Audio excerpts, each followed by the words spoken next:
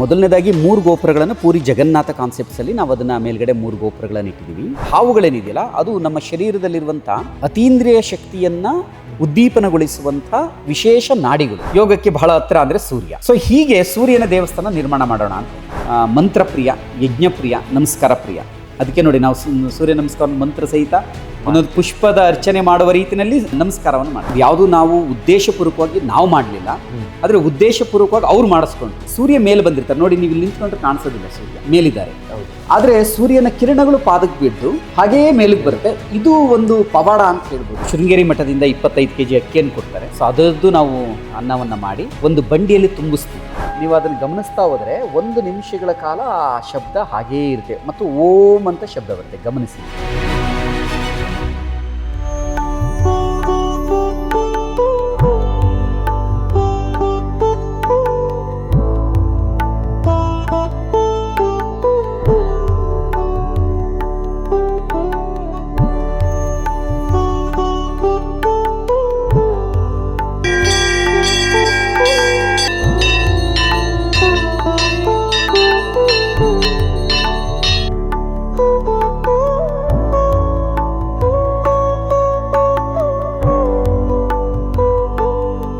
ನಮಸ್ಕಾರ.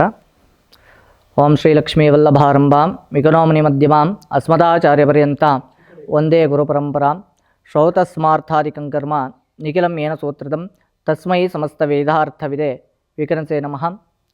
ಶ್ರೀ ಬೆಳವಾಡಿ ಗ್ರಾಮದ ಶ್ರೀ ಸೂರ್ಯನಾರಾಯಣ ಸ್ವಾಮಿ ದೇವಸ್ಥಾನ. ಇದು ಅತ್ಯಂತ ವಿಶೇಷವಾದಂತಹ ಶ್ರೀ ಸೂರ್ಯನಾರಾಯಣ ಸ್ವಾಮಿಯವರ ದೇವಸ್ಥಾನ ಆಗಿರ್ತಕ್ಕಂಥದ್ದು. ವಿಶೇಷವಾಗಿ ಭಾರತದಾದ್ಯಂತ ಇರ್ತಕ್ಕಂಥ ಸೂರ್ಯನಾರಾಯಣ ದೇವಸ್ಥಾನದಲ್ಲಿ, ಪಂಚಕೂಟ ಸೂರ್ಯನಾರಾಯಣ ದೇವಸ್ಥಾನದಲ್ಲಿ ಇದು ಒಂದು ಕ್ಷೇತ್ರ ಆಗಿರ್ತಕ್ಕಂಥದ್ದು, ವಿಶೇಷವಾದಂಥದ್ದು. ಇದು ಚಿಕ್ಕಮಗಳೂರು ಜಿಲ್ಲೆಯಲ್ಲಿ ಬೆಳವಾಡಿ ಅಂತಕ್ಕಂಥ ಗ್ರಾಮದಲ್ಲಿ ಯೋಗಧಾಮ, ಯೋಗಕ್ಷೇಮ ಧಾಮ ಅಂತಕ್ಕಂಥ ಒಂದು ಸಂಘ ಪರಿವಾರದವರು ಸಹ ಈ ಸಂಸ್ಥೆಯನ್ನು ನಡೆಸ್ಕೊಂಡು ದೇವಾಲಯನ ಅಭಿವೃದ್ಧಿ ಮಾಡ್ಕೊಂಡು ಬಂದಿರತಕ್ಕಂಥದ್ದು ವಿಶೇಷವಾಗಿದೆ. ಈ ದೇವಸ್ಥಾನ ಅಂತಕ್ಕಂಥದ್ದು ಈಗ ಪ್ರತಿಷ್ಠಾಪನೆಗೊಂಡು ಶ್ರೀ ಸೂರ್ಯನಾರಾಯಣ ಸ್ವಾಮಿಯವರ ಅನುಗ್ರಹ ನಮಗೆ ಎಲ್ಲರಿಗೂ ಸಿಗ್ತಕ್ಕಂಥದ್ದು ವಿಶೇಷವಾಗಿದೆ. ಇಲ್ಲಿ ವಿಶೇಷ ಅಂತಕ್ಕಂಥದ್ದರೆ ಸೂರ್ಯನಾರಾಯಣ ಸ್ವಾಮಿಯ ಆವಿರ್ಭಾವ ಆಗಿರ್ತಕ್ಕಂಥದ್ದು. ಪ್ರತಿದಿನದಲ್ಲೂ ಸಹ ಶ್ರೀ ಸೂರ್ಯನಾರಾಯಣ ಸ್ವಾಮಿಯವರ ಕಿರಣ ಅಂತಕ್ಕಂಥದ್ದು ಪಾದದಿಂದ ಹಿಡಿದು ನೆತ್ತಿಯವರೆಗೆ ಇಲ್ಲಿ ಸ್ಪರ್ಶ ಆಗ್ತಕ್ಕಂಥದ್ದು. ವಿಶೇಷವಾಗಿ ವಾಸ್ತು ಪ್ರಕಾರವಾಗಿ, ವಾಸ್ತುಗೆ ವಿಶೇಷವಾಗಿ ಪ್ರಾಧಾನ್ಯತೆ ಕೊಟ್ಟು ಸ್ವಾಮಿಯವ್ರನ್ನ ಪ್ರತಿಷ್ಠೆ ಮಾಡಿರ್ತಕ್ಕಂಥದ್ದು ವಿಶೇಷ. ಪ್ರತಿದಿನದಲ್ಲೂ ಸಹ ಸ್ವಾಮಿಯವರ ಪಾದದಿಂದ ನೆತ್ತಿಯವರೆಗೂ ಸಹ ಈ ಸೂರ್ಯನಾರಾಯಣ ಸ್ವಾಮಿಗೆ ಸೂರ್ಯನೇ ಸಹ ಅಭಿಷೇಕ ಮಾಡ್ತಾರೆ, ತನ್ನ ಕಿರಣದಲ್ಲಿ ಅಭಿಷೇಕ ಮಾಡ್ತಕ್ಕಂಥದ್ದು ವಿಶೇಷವಾಗಿದೆ. ಈ ವಿಗ್ರಹವನ್ನು ಸ್ವಾಮಿಯವ್ರನ್ನ ಅರುಣ್ ಅವರು ಯೋಗಿ ಆದಿತ್ಯ ಅರುಣ್ ಕುಮಾರ್ ಅವರು ಈ ವಿಗ್ರಹವನ್ನು ಪ್ರತಿಷ್ಠೆ ಮಾಡಿರ್ತಕ್ಕಂಥದ್ದು ವಿಶೇಷವಾದ. ಈ ದೇವಾಲಯದ ಪ್ರಮುಖರಾದಂಥ ಅಧ್ಯಕ್ಷರಾಗಿರ್ತಕ್ಕ ವಿರೂಪಾಕ್ಷಣ್ಣವರು ಈ ದೇವಸ್ಥಾನವನ್ನು ಎಲ್ಲ ರೀತಿಯಲ್ಲಿ ನಡೆಸ್ಕೊಂಡು, ಹಾಗೆ ಅರ್ಚಕರಾಗಿರ್ತಕ್ಕಂತಹ ವಿನಯ್ ಅವರು ನಡೆಸ್ಕೊಂಡ್ಬರ್ತಾ ಇರತಕ್ಕಂಥದ್ದು ವಿಶೇಷವಾಗಿದೆ. ಎಲ್ಲ ಸಮಯದಲ್ಲೂ ಸಹ ದೇವಾಲಯ ದರ್ಶನಕ್ಕೆ ಅವಕಾಶ ಇರುತ್ತೆ. ಮುಕ್ತವಾಗಿ ಬಂದು ಎಲ್ಲರೂ ದೇವರ ದರ್ಶನವನ್ನು ಪಡಿಬೋದು. ಇಷ್ಟೊತ್ತು ನಾವು ವಿರೂಪಾಕ್ಷ ಬೆಲ್ವಾಡಿ ಸರ್ ಅವರ ಬಾಲ್ಯ, ಅವರ ಹುಟ್ಟೂರು ಬೆಲ್ವಾಡಿ, ಅವರ ಒಂದು ನಡೆದು ಬಂದಂಥ ಹಾದಿಯ ಬಗ್ಗೆ ತಿಳ್ಕೊತಾ ಬಂದಿದ್ದೀವಿ. ಈಗ ಬೆಲ್ವಾಡಿಯಲ್ಲಿರುವಂತಹ ಯೋಗಕ್ಷೇಮ ಯೋಗ ಸಾಧನಾ ಕೇಂದ್ರದಲ್ಲಿರುವಂತಹ ಸೂರ್ಯನಾರಾಯಣ ದೇವಾಲಯದ ಬಗ್ಗೆ ಅವರ ಹತ್ರನೇ ಕೇಳ್ತಾ ಹೋಗೋಣ. ಸರ್, ಯೂಶಲಿ ನಾವು ದಕ್ಷಿಣ ಭಾರತದಲ್ಲೆಲ್ಲ ಒಂದೇ ಗೋಪುರ ಇರೋದನ್ನು ನೋಡ್ತೀವಿ. ಆದರೆ ನಮ್ಮ ದೇವಾಲಯ ಅಂದರೆ ಸೂರ್ಯನಾರಾಯಣ ದೇವಾಲಯದಲ್ಲಿ 3 ಗೋಪುರ ಇದೆ. ಇಲ್ಲೆಲ್ಲ ಕುದುರೆಗಳಿವೆ. ಇದ್ರ ಅರ್ಥ ಏನು, ಇದ್ರ ಬಗ್ಗೆ ಹೇಳ್ತೀರಾ, ಆರ್ಕಿಟೆಕ್ಚರಲ್ ಪ್ಲ್ಯಾನ್ ಬಗ್ಗೆ? ಇದು ನೀವು ಮೇಲ್ಗಡೆ ನೋಡಿದ್ರೆ ಗೊತ್ತಾಗುತ್ತೆ, 3 ಗೋಪುರಗಳಿದೆ. ಇದು 2 ದೇವಸ್ಥಾನಗಳ ಒಂದು ಕಾಂಬಿನೇಷನಲ್ಲಿ ನಾವು ಮಾಡಿದ್ದೀವಿ. ಮೊದಲನೇದಾಗಿ 3 ಗೋಪುರಗಳನ್ನು ಪೂರಿ ಜಗನ್ನಾಥ ಕಾನ್ಸೆಪ್ಟ್ಸಲ್ಲಿ ನಾವು ಅದನ್ನು ಮೇಲ್ಗಡೆ 3 ಗೋಪುರಗಳನ್ನು ಇಟ್ಟಿದ್ದೀವಿ. ಹಾಗೆ ಕೋನಾರ್ಕ್ ಸೂರ್ಯ ದೇವಸ್ಥಾನದ ರೀತಿಯಲ್ಲಿ ಇಡೀ ದೇವಸ್ಥಾನ ರಥದ ಆಕೃತಿನಲ್ಲಿದೆ. ಸೊ ಇದು ಎರಡೂ ಒಂದು ದೇವಸ್ಥಾನಗಳ ಒಂದು ಮಿಕ್ಸ್ ಕಾನ್ಸೆಪ್ಟ್ಸಲ್ಲಿ ಇರುವಂಥದ್ದು. ಇದು ಒಂದಾದರೆ, ಇನ್ನೂ ಒಂದು ಉದ್ದೇಶ ಏನಂದರೆ ಇಲ್ಲಿ ಪ್ರತಿ ಒಂದೊಂದಕ್ಕೂ ಕೂಡ ಒಂದೊಂದು ಅರ್ಥ ಇದೆ. ಈಗ ಮೇಲ್ಗಡೆ 3 ಗೋಪುರಗಳೇನಿದೆ, 3 ಗೋಪುರಗಳನ್ನು ಸೂರ್ಯನ 3 ಜನ ಪತ್ನಿಯರ ಸಾಂಕೇತಿಕವಾಗಿ ತಗೊಂಡಿದ್ದೀವಿ. ಮದುವೆ ಆದ ನಂತರದಲ್ಲಿ ಪತ್ನಿಯರು ಅಂದರೆ ತಲೆ ಅಂತ, ಅಂದರೆ ಅದರ ಅರ್ಥ ಅಂದರೆ ಬುದ್ಧಿವಂತಿಕೆ ಅಂತ, ಜೀವನವನ್ನು ನಡೆಸೋವಂಥದ್ದಕ್ಕೆ. ಹಾಗೆ ಗೋಪುರಗಳನ್ನು ಮೇಲ್ಗಡೆ ಇಟ್ಟಿದ್ದೀವಿ. ಉಷಾ, ಸಂಜ್ಞಾ, ಛಾಯಾದೇವಿ. ಸೊ 3 ಜನ ಪತ್ನಿಯರ ಸಾಂಕೇತಿಕವಾಗಿ 3 ಗೋಪುರಗಳಿದೆ. ಆರ್ಡರ್ ಇದೆ ಎಲ್ಲ. ಹಾಗೆಯೇ 4 ಚಕ್ರಗಳಿದೆ. 4 ಚಕ್ರಗಳು 4 ಯುಗಗಳನ್ನು ಪ್ರತಿನಿಧಿಸುತ್ತೆ. ಕಲಿಯುಗ, ದ್ವಾಪರಯುಗ, ತ್ರೇತಾಯುಗ, ಸತ್ಯಯುಗ. ಹಾಗೆಯೇ ಮುಂದೆ 7 ಕುದುರೆಗಳಿದೆ ರಥದ ಆಕೃತಿನಲ್ಲಿ. ದೇವಸ್ಥಾನ ರಥದ ಆಕೃತಿನಲ್ಲಿದೆ, ಆ ರಥವನ್ನು ಎಳ್ಕೊಂಡು ಹೋಗ್ತಾರೆ ರೀತಿಯಲ್ಲಿ. ಈ 7 ಕುದುರೆಗಳು ನಮ್ಮ ಶರೀರದಲ್ಲಿರುವಂಥ 7 ಚಕ್ರಗಳನ್ನು ಪ್ರತಿನಿಧಿಸುತ್ತೆ. ಅದನ್ನು ಮೆಡಿಕಲ್ ಪ್ರಕಾರದಲ್ಲಿ ಗ್ಲ್ಯಾಂಡ್ಸ್ ಅಂತ ಕರೀತಾರೆ. ಸೊ ಆ 7 ಚಕ್ರಗಳನ್ನು ಪ್ರತಿನಿಧಿಸುವಂಥದ್ದು 7 ಕುದುರೆಗಳು. ಮತ್ತು ಕುದುರೆಗೆ ಕಟ್ಟಿರುವಂಥ ಹಗ್ಗ ಏನಿದೆಯಲ್ಲ, ಅದನ್ನು ಅರುಣದೇವ ಹಾವುಗಳನ್ನು ಹಗ್ಗವನ್ನಾಗಿ ಮಾಡ್ಕೊಂಡಿರುವಂಥದ್ದು. ಅರುಣದೇವ ನೋಡಿ ಅಲ್ಲಿದ್ದಾರೆ. ಸೊ ಅರುಣದೇವ ಹಾವುಗಳನ್ನೇ ಹಗ್ಗಗಳನ್ನು ಮಾಡ್ಕೊಂಡಿದ್ದಾರೆ. ಈ ಹಗ್ಗಗಳು ಅಂದರೆ ಹಾವುಗಳೇನಿದೆಯಲ್ಲ, ಅದು ನಮ್ಮ ಶರೀರದಲ್ಲಿರುವಂಥ ಅತೀಂದ್ರಿಯ ಶಕ್ತಿಯನ್ನು ಉದ್ದೀಪನಗೊಳಿಸುವಂಥ ವಿಶೇಷ ನಾಡಿಗಳು. ನಾವೀಗ ಅನೇಕ ಸಲ ಕೇಳ್ತೀವಿ, ಅನೇಕರು ಬಹಳಷ್ಟು ವರ್ಷಗಳಿಂದ ಊಟವನ್ನು ಬಿಟ್ಟಿದ್ದಾರೆ, ಅವರು ಊಟನೇ ಮಾಡೋದಿಲ್ಲ. ಹಾಗೆಯೇ ವಿಶೇಷವಾದ ಶಕ್ತಿಗಳು ಇಲ್ಲೂ ನಮಗೆ ಕಾಣಿಸ್ತಾರೆ, ಇನ್ನೊಂದು ಕಡೆ ಕಾಣಿಸ್ತಾರೆ, ಅಥವಾ ನಾವೇನೋ ಅಂದ್ಕೊಂಡಿದ್ದು ಅವ್ರಿಗೆ ಅರ್ಥ ಆಗುತ್ತೆ. ಸೊ ಈ ಥರದ್ದೆಲ್ಲ ಕೇಳ್ತೀವಿ. ಆ ಥರದ ಅತೀಂದ್ರಿಯವಾದ ಶಕ್ತಿಯನ್ನು ಜಾಗೃತಗೊಳಿಸುವಂಥದ್ದು ಈ ನಾಡಿಗಳು. ಸೊ ಹೀಗೆ 7 ನಾಡಿಗಳು ಹಾವುಗಳನ್ನೇ ನಾಡಿಗಳಾಗಿರುವಂಥದ್ದು, ಮತ್ತು ಕುದುರೆಗಳು ಚಕ್ರಗಳಾಗಿರುವಂಥದ್ದು. ಹಾಗೆ ದೇವಸ್ಥಾನದ ಮೇಲ್ಗಡೆ 12 ವಿಗ್ರಹಗಳ ಪ್ರತಿಷ್ಠಾಪನೆ ಆಗಿದೆ ಸುತ್ತಲೂ ಕೂಡ. ಯಾಕೆ ಅದನ್ನು 12 ಯಾವುದಾದ್ರು ದೇವರು ಅಂತ ಕೇಳ್ಬೋದು.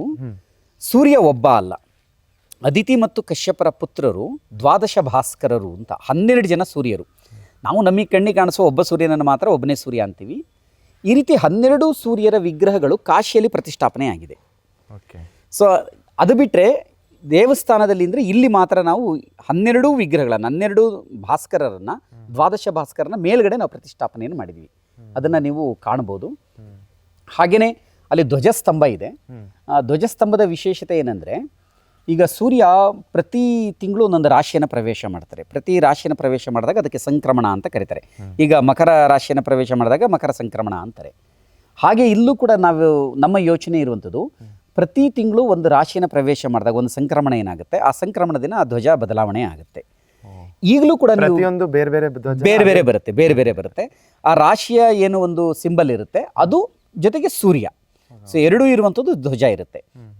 ಈಗ ಇದು ಪ್ರತಿಷ್ಠಾಪನೆ ಆಗಿ 1 ತಿಂಗಳಾಯಿತು. ಪ್ರಾರಂಭದಲ್ಲಿ ನಾವು ಹನುಮಂತ ಶಂಖ ಊದ್ತಾ ಇರೋದು ಮತ್ತು ಸೂರ್ಯ ಹಿಂದೆ ಬ್ಯಾಕ್ಗ್ರೌಂಡಲ್ಲಿ ಇರೋದು, ಆ ರೀತಿಯ ಧ್ವಜವನ್ನು ಹಾಕಿದ್ದೀವಿ. ಹನುಮಂತ ಸೂರ್ಯನ ಪರಮಶಿಷ್ಯ. ಸೂರ್ಯ ತನ್ನೆಲ್ಲ ವಿದ್ಯೆಗಳನ್ನು ಹನುಮಂತನಿಗೆ ದಾರೆ ಎರಿತಾರೆ ಅಂತ ಬರುತ್ತೆ. ಹಾಗೆಯೇ ಹನುಮಂತ, ಈಗ ನಾವೇನು ಸೂರ್ಯ ನಮಸ್ಕಾರ ಇದೆಲ್ಲ ನಾವು ನೋಡ್ತೀವಲ್ಲ, ಮೊದಲು ಸೂರ್ಯನಿಗೆ ನಮಸ್ಕಾರವನ್ನು ಮಾಡಿದಂಥವನು ಹನುಮಂತ ಅಂತ ಬರುತ್ತೆ. ಸೊ ಇದ್ರ ಬಗ್ಗೆ ನನಗೂ ಎಲ್ಲಿದೆ ಇದರದ್ದು ಮಾಹಿತಿ ಅನ್ನೋದೊಂದು ಜಿಜ್ಞಾಸೆ ಇತ್ತು. ನಾನು ಈ ಕ್ಷೇತ್ರಕ್ಕೆ, ಯೋಗ ಕ್ಷೇತ್ರಕ್ಕೆ ಬಂದು 28 ವರ್ಷ ಆಯಿತು. ಇತ್ತೀಚೆಗೆ ನಾನು ಒಂದಷ್ಟು ಪ್ರವಾಸಗಳನ್ನು ಮಾಡ್ತಾ ಇರುವಂಥ ಸಂದರ್ಭದಲ್ಲಿ ಬಳ್ಳಾರಿಯಿಂದ ಒಂದು 40 ಕಿಲೋಮೀಟರ್ ದೂರದಲ್ಲಿ ಆಂಧ್ರಕ್ಕೆ ಸೇರಿರುವಂಥ ಉರುಕೊಂಡ ಅಂತ ಒಂದು ಊರಿದೆ. ಅಲ್ಲಿ ನನಗೆ ಯಾರೋ ಹೇಳಿದರು, ಬಳ್ಳಾರಿನಲ್ಲಿ ಇಲ್ಲೊಂದು ದೇವಸ್ಥಾನ ಇದೆ, ಹೋಗಿ ಬನ್ನಿ ಅಂತೇಳಿ. ಸರಿ, ಹುಡುಕೊಂಡು ಹೋದೆ. ಅಲ್ಲಿ ಸುಮಾರು 1000 ವರ್ಷದ ಹಿಂದಿನದ ಚೋಳರ ಕಾಲದ ದೇವಸ್ಥಾನ ಅಲ್ಲಿದೆ. ಅಲ್ಲ, ಸೂರ್ಯನದು 1000 ವರ್ಷದ ಹಿಂದಿಂದು. ಅಲ್ಲಿ ಸೂರ್ಯನ ವಿಗ್ರಹ ಇದೆ. ಎದುರುಗಡೆ ಹನುಮಂತನನ್ನು ಕಲ್ಲಿನಲ್ಲಿ ಕೆತ್ತನೆ ಮಾಡಿದ್ದಾರೆ, ನೆಲದಲ್ಲಿ. ಹನುಮಂತ ಸೂರ್ಯ ನಮಸ್ಕಾರ ಮಾಡ್ತಿರೋದು ಕೆತ್ತನೆಯನ್ನು ಮಾಡಿದ್ದಾರೆ. ಎಲ್ಲ ಒಂದು ಭಂಗಿ ಇದೆ, ಹೌದು. ಸೊ ಆಗ ನನಗನ್ನಿಸ್ತು, ನಾನು ಏನು ಇಷ್ಟು ವರ್ಷದ ಒಂದು ಜಿಜ್ಞಾಸೆ ಇತ್ತು, ಅದಕ್ಕೆ ಉತ್ತರ ಇವತ್ತು ಅಲ್ಲಿ ಸಿಕ್ತು ಅಂತ. ಅದು ಭಗವಂತನ ಪ್ರತಿಷ್ಠಾಪನೆ ಮಾಡುವ ಸುಮಾರು 1-2 ತಿಂಗಳು ಮೊದಲು ನನಗೆ ಸಿಕ್ಕಂಥ ಒಂದು ಉತ್ತರ ಆಗಿತ್ತು.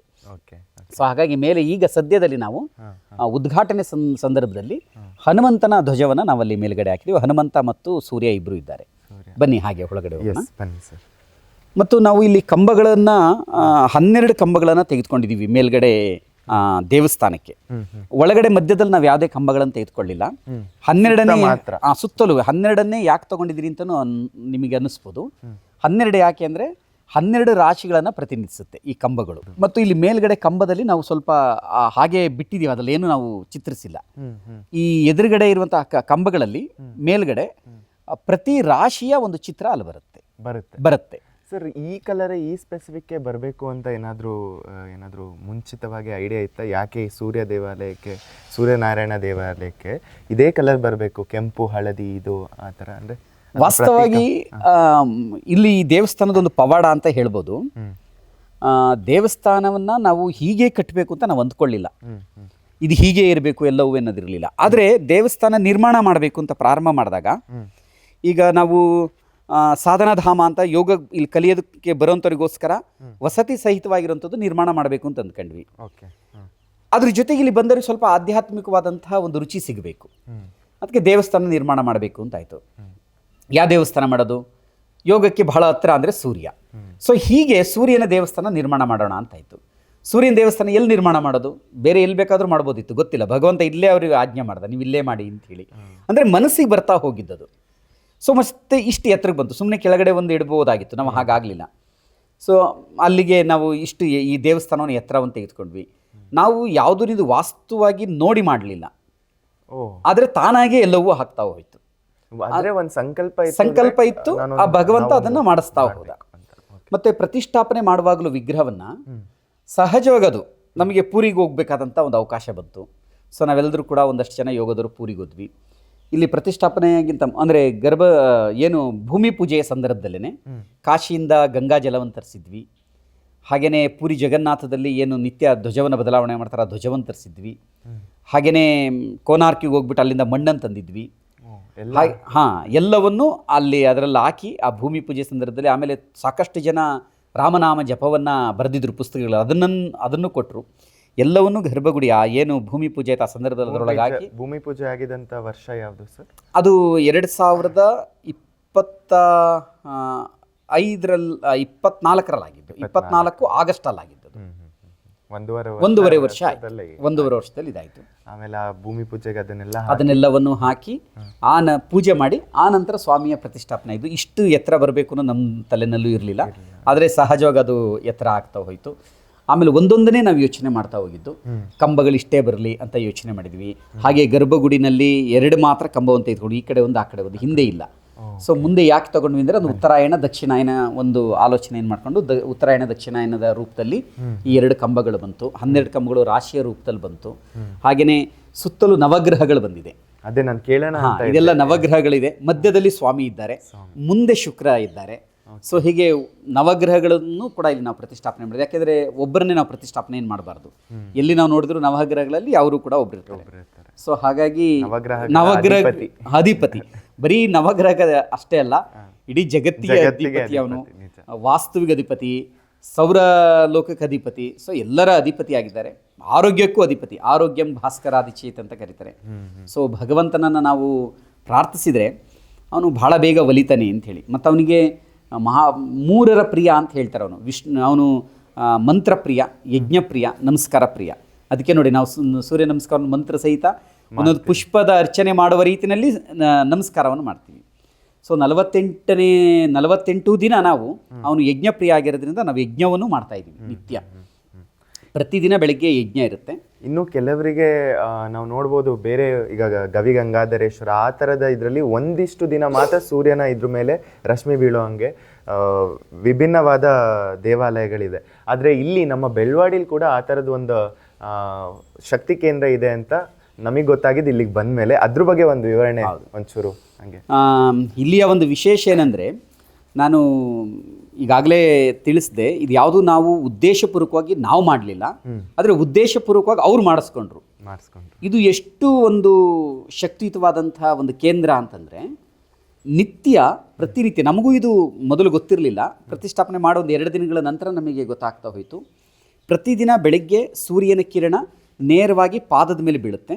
ಪಾದದಿಂದ ಶುರುವಾಗಿ ಈಗ ತಾವು ಗಮನಿಸ್ತಾ ಇರ್ಬೋದು, ಹೆಚ್ಚು ಕಡಿಮೆ ಸೊಂಟದ ಭಾಗ, ತೊಡೆ ಮತ್ತು ಸೊಂಟದ ಭಾಗದ ತನಕ ಬಂದಿದೆ. ಹೀಗೆ ಮೇಲೆ ಹಣೆಯ ತನಕ ಬಂದು ನಂತರ ಸ್ವಾಮಿ ಹಾಗೆ ಮೇಲಕ್ಕೆ ಹೋಗ್ತಾರೆ. ಸೂರ್ಯ ರಶ್ಮಿಯ ಮೂಲಕವೇ ಒಂದು ರೀತಿ ಅಭಿಷೇಕ. ಇದು ಒಂದು. ನೀವು ಅಲ್ಲ, ಯೂಶಲಿ ನಾವು ಸೂರ್ಯ ಮೇಲ್ ಹೋದಂಗೆ ಇಲ್ಲಿ ನೆರಳು ಆಗ್ತಾ ಬರುತ್ತೆ, ಬಟ್ ಇಲ್ಲಿ ಅದು ವಿಭಿನ್ನವಾಗಿದೆ ಅಂತ ನಮ್ಮೆಲ್ಲರಿಗೂ ಒಂದು. ಹೌದು, ಎಲ್ಲರ ಗಮನಕ್ಕೂ ಬಂದಿರೋದೇನೆಂದ್ರೆ, ಸೂರ್ಯ ಕೆಳಗಡೆ ಇದ್ದಾಗ ಹಣೆ ಮೇಲೆ ಬೀಳಬೇಕು, ಮೇಲಕ್ಕೆ ಹೋದಾಗೆ ಪಾದಕ್ಕೆ ಬೀಳಬೇಕು ಅಂತಿದೆ. ಹೌದು. ಆದರೆ ಇಲ್ಲಿ 2 ಸಲ ಸೂರ್ಯನ ಸ್ಪರ್ಶ ಆಗುತ್ತೆ. ಮೊದಲನೇದು ಉದಯದ ಸೂರ್ಯ, ಇನ್ನು ಆಗತಾನೆ ಉದಯವಾಗ್ತಾ ಇರ್ತಾನೆ, ಕೆಂಪಾಗಿರುವಂಥದ್ದು. ಆ ಆರೆಂಜ್ ಕಲರಲ್ಲೇ ಸೂರ್ಯನ ಕಿರಣಗಳು ನೇರವಾಗಿ ಸ್ವಾಮಿಯ ಪಾದದ ಮೇಲೆ ಮೊದಲಿಗೆ ಬಿದ್ದುಬಿಡುತ್ತೆ. ಅದು ಸೂರ್ಯೋದಯಕ್ಕೆ. ಅದಾದ ನಂತರ ಒಂದು ಅರ್ಧ ಮುಕ್ಕಾಲು ಗಂಟೆ ಆದ ನಂತರ ಸೂರ್ಯ ಮೇಲೆ ಬಂದಿರ್ತಾರೆ. ನೋಡಿ, ನೀವು ಇಲ್ಲಿ ನಿಂತ್ಕೊಂಡ್ರೆ ಕಾಣಿಸೋದಿಲ್ಲ, ಸೂರ್ಯ ಮೇಲಿದ್ದಾರೆ. ಹೌದು. ಆದರೆ ಸೂರ್ಯನ ಕಿರಣಗಳು ಪಾದಕ್ಕೆ ಬಿದ್ದು ಹಾಗೆಯೇ ಮೇಲಕ್ಕೆ ಬರುತ್ತೆ. ಇದು ಒಂದು ಪವಾಡ ಅಂತ ಹೇಳ್ಬೋದು. ಕೆಳಗಡೆಯಿಂದಾಗ ಮೇಲಕ್ಕೆ ಬೀಳೋದು ಅದು ವಿಶೇಷ ಅಲ್ಲ, ಸಹಜವಾಗಿರುತ್ತೆ. ಆದರೆ ಮೇಲ್ಗಡೆ ಹೋದಾಗಲೂ ಕೆಳಗೆ ಪಾದಕ್ಕೆ ಬಿದ್ದು ಪಾದದಿಂದ ಮೇಲಕ್ಕೆ ಬರ್ತಾ ಇರೋದು ಇಲ್ಲಿಯ ಒಂದು ವಿಶೇಷ. ಈಗ ಗಮನಿಸ್ತೀರಿ ಹೆಚ್ಚು ಕಡಿಮೆ ಎದೆಯ ನೇರಿಗೆ ಬಂದ್ಬಿಟ್ಟಿದೆ, ಈಗ ಸೊಂಟವನ್ನು ದಾಟಿ ಎದೆ ನೇರಿಗೆ ಬಂದಿದೆ. ಹೌದು.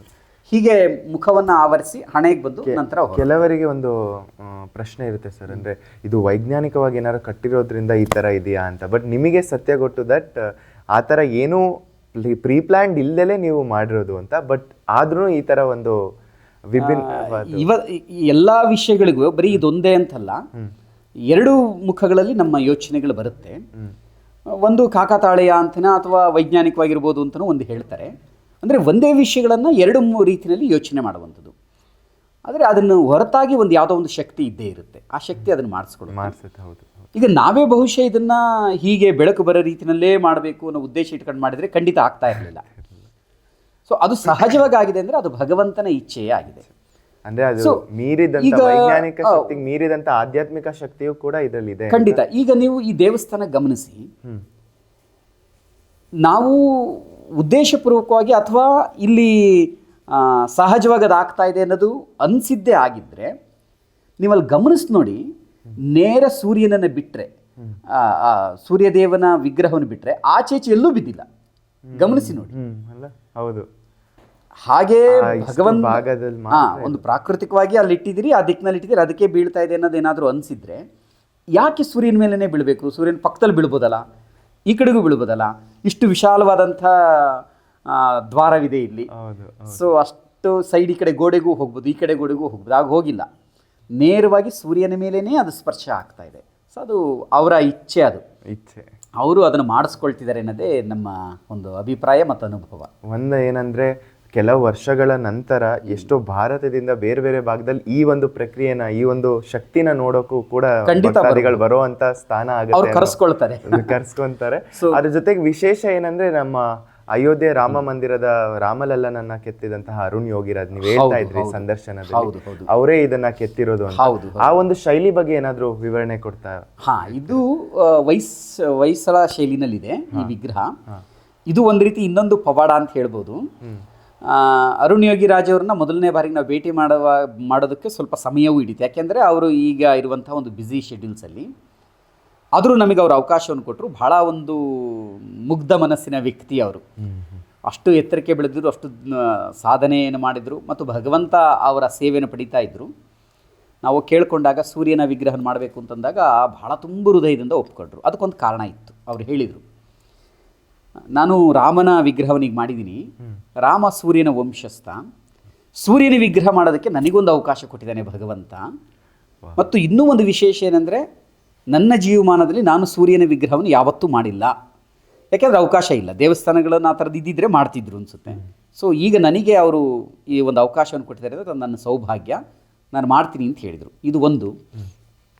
ಅದಾದ ನಂತರ ಅವರೊಂದಷ್ಟು ಸಮಯವನ್ನು ತಗೊಂಡಿದ್ದರು ವಿಗ್ರಹವನ್ನು ಮಾಡೋದಕ್ಕೆ. ಇಲ್ಲಿ ಪ್ರತಿಷ್ಠಾಪನೆ ಮಾಡೋದಕ್ಕೆ ಇನ್ನೊಂದು 3 ತಿಂಗಳು ಸಮಯ ಇತ್ತು. ಕೊನೆಯ ಬಾರಿಗೆ ಒಂದು ಸಲ ಹೋಗಿ ನೋಡ್ಕೊಂಬರೋಣ ಅಂತ ಅನ್ನಿಸ್ತು. ಅವ್ರಿಗೂ ಕೇಳಿದ್ವಿ, ಅವರು ನಾವು ಮಾಡಿದ್ದೀವಿ ಬನ್ನಿ, ವಿಗ್ರಹ ಎಲ್ಲ ರೆಡಿ ಇದೆ, ಇನ್ನೊಂದು ಸ್ವಲ್ಪ ಲಾಸ್ಟ್ ಒಂಚೂರು ಟಚಪ್ ಎಲ್ಲ ಮಾಡಿದ್ರೆ ಅದು ಮುಗಿದೋಗುತ್ತೆ ಅಂತ ಹೇಳಿದರು. ಸರಿ ಅಂಥೇಳಿ ಹೋದ್ವಿ. ಅಲ್ಲಿ ಹೋಗಿ ನೋಡಿದ್ರೆ ನಮಗೊಂದು ಸ್ವಲ್ಪ ನಿರಾಶೆ ಆಯಿತು. ಯಾಕೆ ನಿರಾಶೆ ಆಯಿತು ಅಂದರೆ, ವಿಗ್ರಹ ತುಂಬ ಸುಂದರವಾಗಿತ್ತು, ಆದರೆ ಬಹಳ ಚಿಕ್ಕದಿತ್ತದು. ಇದೇ ವಿಗ್ರಹ ಇದಲ್ಲ, ಚಿಕ್ಕದಿತ್ತು. ನಮಗೆ ಅಯ್ಯೋ ಏನು ಇಷ್ಟು ಚಿಕ್ಕದಾಗ್ಬಿಡ್ತಲ್ಲ, ನಾವು ಅಂದ್ಕೊಂಡಿದ್ದೇ ಬೇರೆ ಥರ, ಇಷ್ಟು ಚಿಕ್ಕದು ಬಂದ್ಬಿಡ್ತಲ್ಲ ವಿಗ್ರಹ, ಏನು ಮಾಡಬೇಕು ಅಂತ ಗೊತ್ತಾಗಲಿಲ್ಲ. ಮತ್ತು ಅವ್ರ ಹತ್ರ ನಾವು ಅದನ್ನು ಹೇಳ್ಕೊಳಕ್ಕೆ ಆಗೋದಿಲ್ಲ, ಈ ಥರ ಹಿಂಗೆಲ್ಲ ನೀವು ಇಷ್ಟು ಚಿಕ್ಕದು ಮಾಡಿದ್ರಲ್ಲ. ಅಷ್ಟು ಅಂಥ ಮಹಾನ್ ವ್ಯಕ್ತಿ ಹತ್ರ ಅವರ ಕಲೆ ಬಗ್ಗೆ ನಾವು ಹೇಗೆ ಹೇಳೋದು, ನಮ್ಮ ಅಸಮಾಧಾನವನ್ನು ಹೇಗೆ ಹೇಳ್ಕೊಳ್ಳೋದು? ಸೊ ನಾವೇನೂ ಹೇಳಲಿಲ್ಲ, ಸುಮ್ಮನೆ ಬಂದುಬಿಟ್ವಿ. ಅದಾದ ನಂತರ ಇನ್ನು 1 ತಿಂಗಳಿತ್ತು ವಿಗ್ರಹ ನಮ್ಮ ದೇವಸ್ಥಾನ ಇಲ್ಲಿ ಉದ್ಘಾಟನೆಗೆ.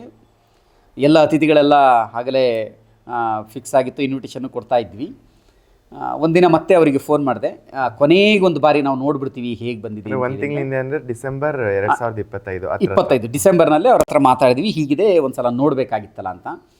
ಅದಕ್ಕೆ ಅವ್ರು ಹೇಳಿದರು, ಸದ್ಯ ಬೇಡ, ನಾನು ಹೇಳ್ತೀನಿ, ಇನ್ನೊಂದು 15 ದಿನ ನನಗೆ ಸಮಯ ಕೊಡಿ. ನನಗೆ ಒಂದು ರೀತಿ ಅದು ಮನಸ್ಸಿಗೆ ಬಂದಿದ್ದು, ಭಗವಂತನೇ ಬರ್ಸಿದ ಅಂತ ಅನಿಸುತ್ತೆ, ಗೊತ್ತಿಲ್ಲ. ನಾನು ಮಾಡಿರುವಂಥ ವಿಗ್ರಹ ಅದೇನಿದೆ ಅದು ಭಾಳ ಚಿಕ್ಕದಿದೆ ಅಂತ ನನಗೆ ಅನ್ನಿಸ್ತು. ಅದಕ್ಕೆ ಕೂಡಲೇ ಅದನ್ನು ತೆಗೆದಿಟ್ಟು ಹೊಸ ವಿಗ್ರಹವನ್ನು ನಾನು ಮಾಡ್ತಾಯಿದ್ದೀನಿ ಈಗ. ಮತ್ತು ನನಗೆ ಸಾಕಷ್ಟು ಸಮಯ ಬೇಕಾದರೂ ಕೇವಲ 3 ತಿಂಗಳಲ್ಲಿ ಇದನ್ನು ನಾನು ಮಾಡಿ ಮುಗಿಸ್ಬೇಕಾಗಿದೆ.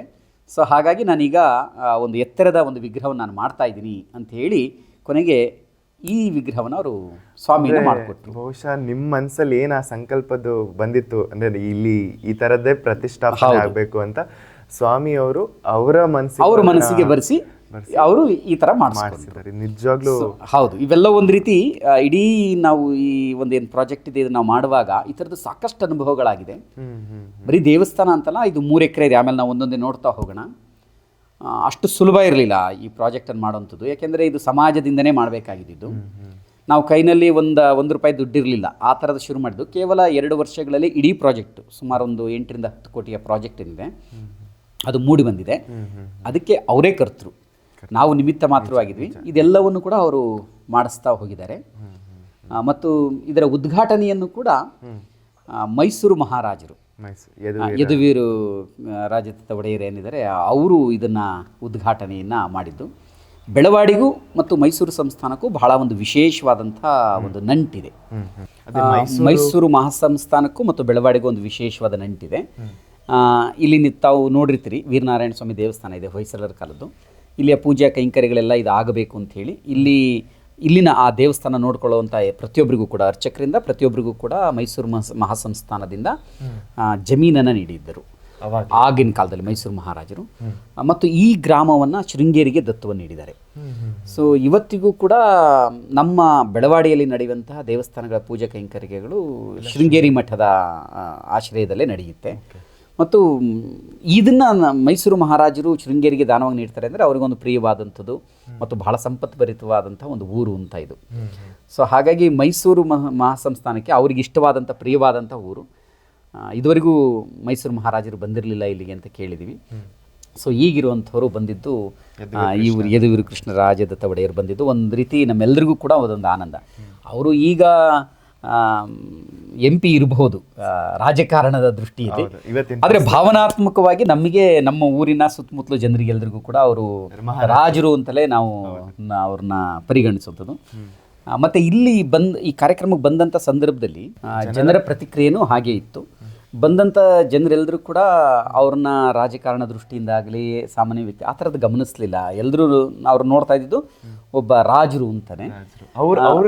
ಅವ್ರ ಪ್ರತಿಕ್ರಿಯೆನೂ ಹಾಗೆ ಇತ್ತು, ಅವರ ಗಾಂಭೀರ್ಯತೆಯೂ ಹಾಗೆ ಇತ್ತು.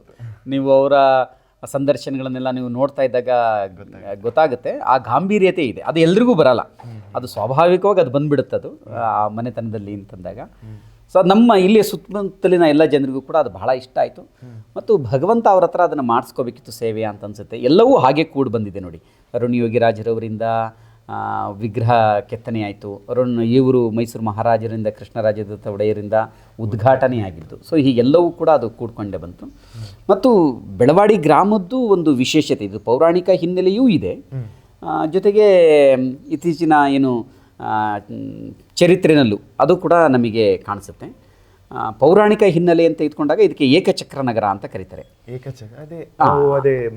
ಮಹಾಭಾರತದ್ದು ನಾವೆಲ್ಲ ಮಹಾಭಾರತದ ಕಥೆಯನ್ನು ಕೇಳ್ತೀವಿ. ಅಜ್ಞಾತವಾಸದಲ್ಲಿ ಪಾಂಡವರಿದ್ದಂತಹ ಒಂದು ಸಂದರ್ಭ, ಬಕಾಸುರನ ವಧೆ ಆದಂಥದ್ದು ನಾವೆಲ್ಲ ಕೇಳಿರ್ತೀವಿ. ಭೀಮ ಒಂದು ಬಂಡಿಯಲ್ಲಿ ಅನ್ನವನ್ನೆಲ್ಲ ತುಂಬಿಕೊಂಡು ಹೋಗ್ತಾನೆ ಒಂದು ಬೆಟ್ಟದಲ್ಲಿ ಇದ್ದಂತಹ ಬೆಳವಾಡಿ ಅಂತಲೇ ಇರುತ್ತೆ. ಇವತ್ತಿಗೂ ಕೂಡ ನಾವು ಆಚರಣೆಯನ್ನು ಮಾಡ್ತೀವಿ.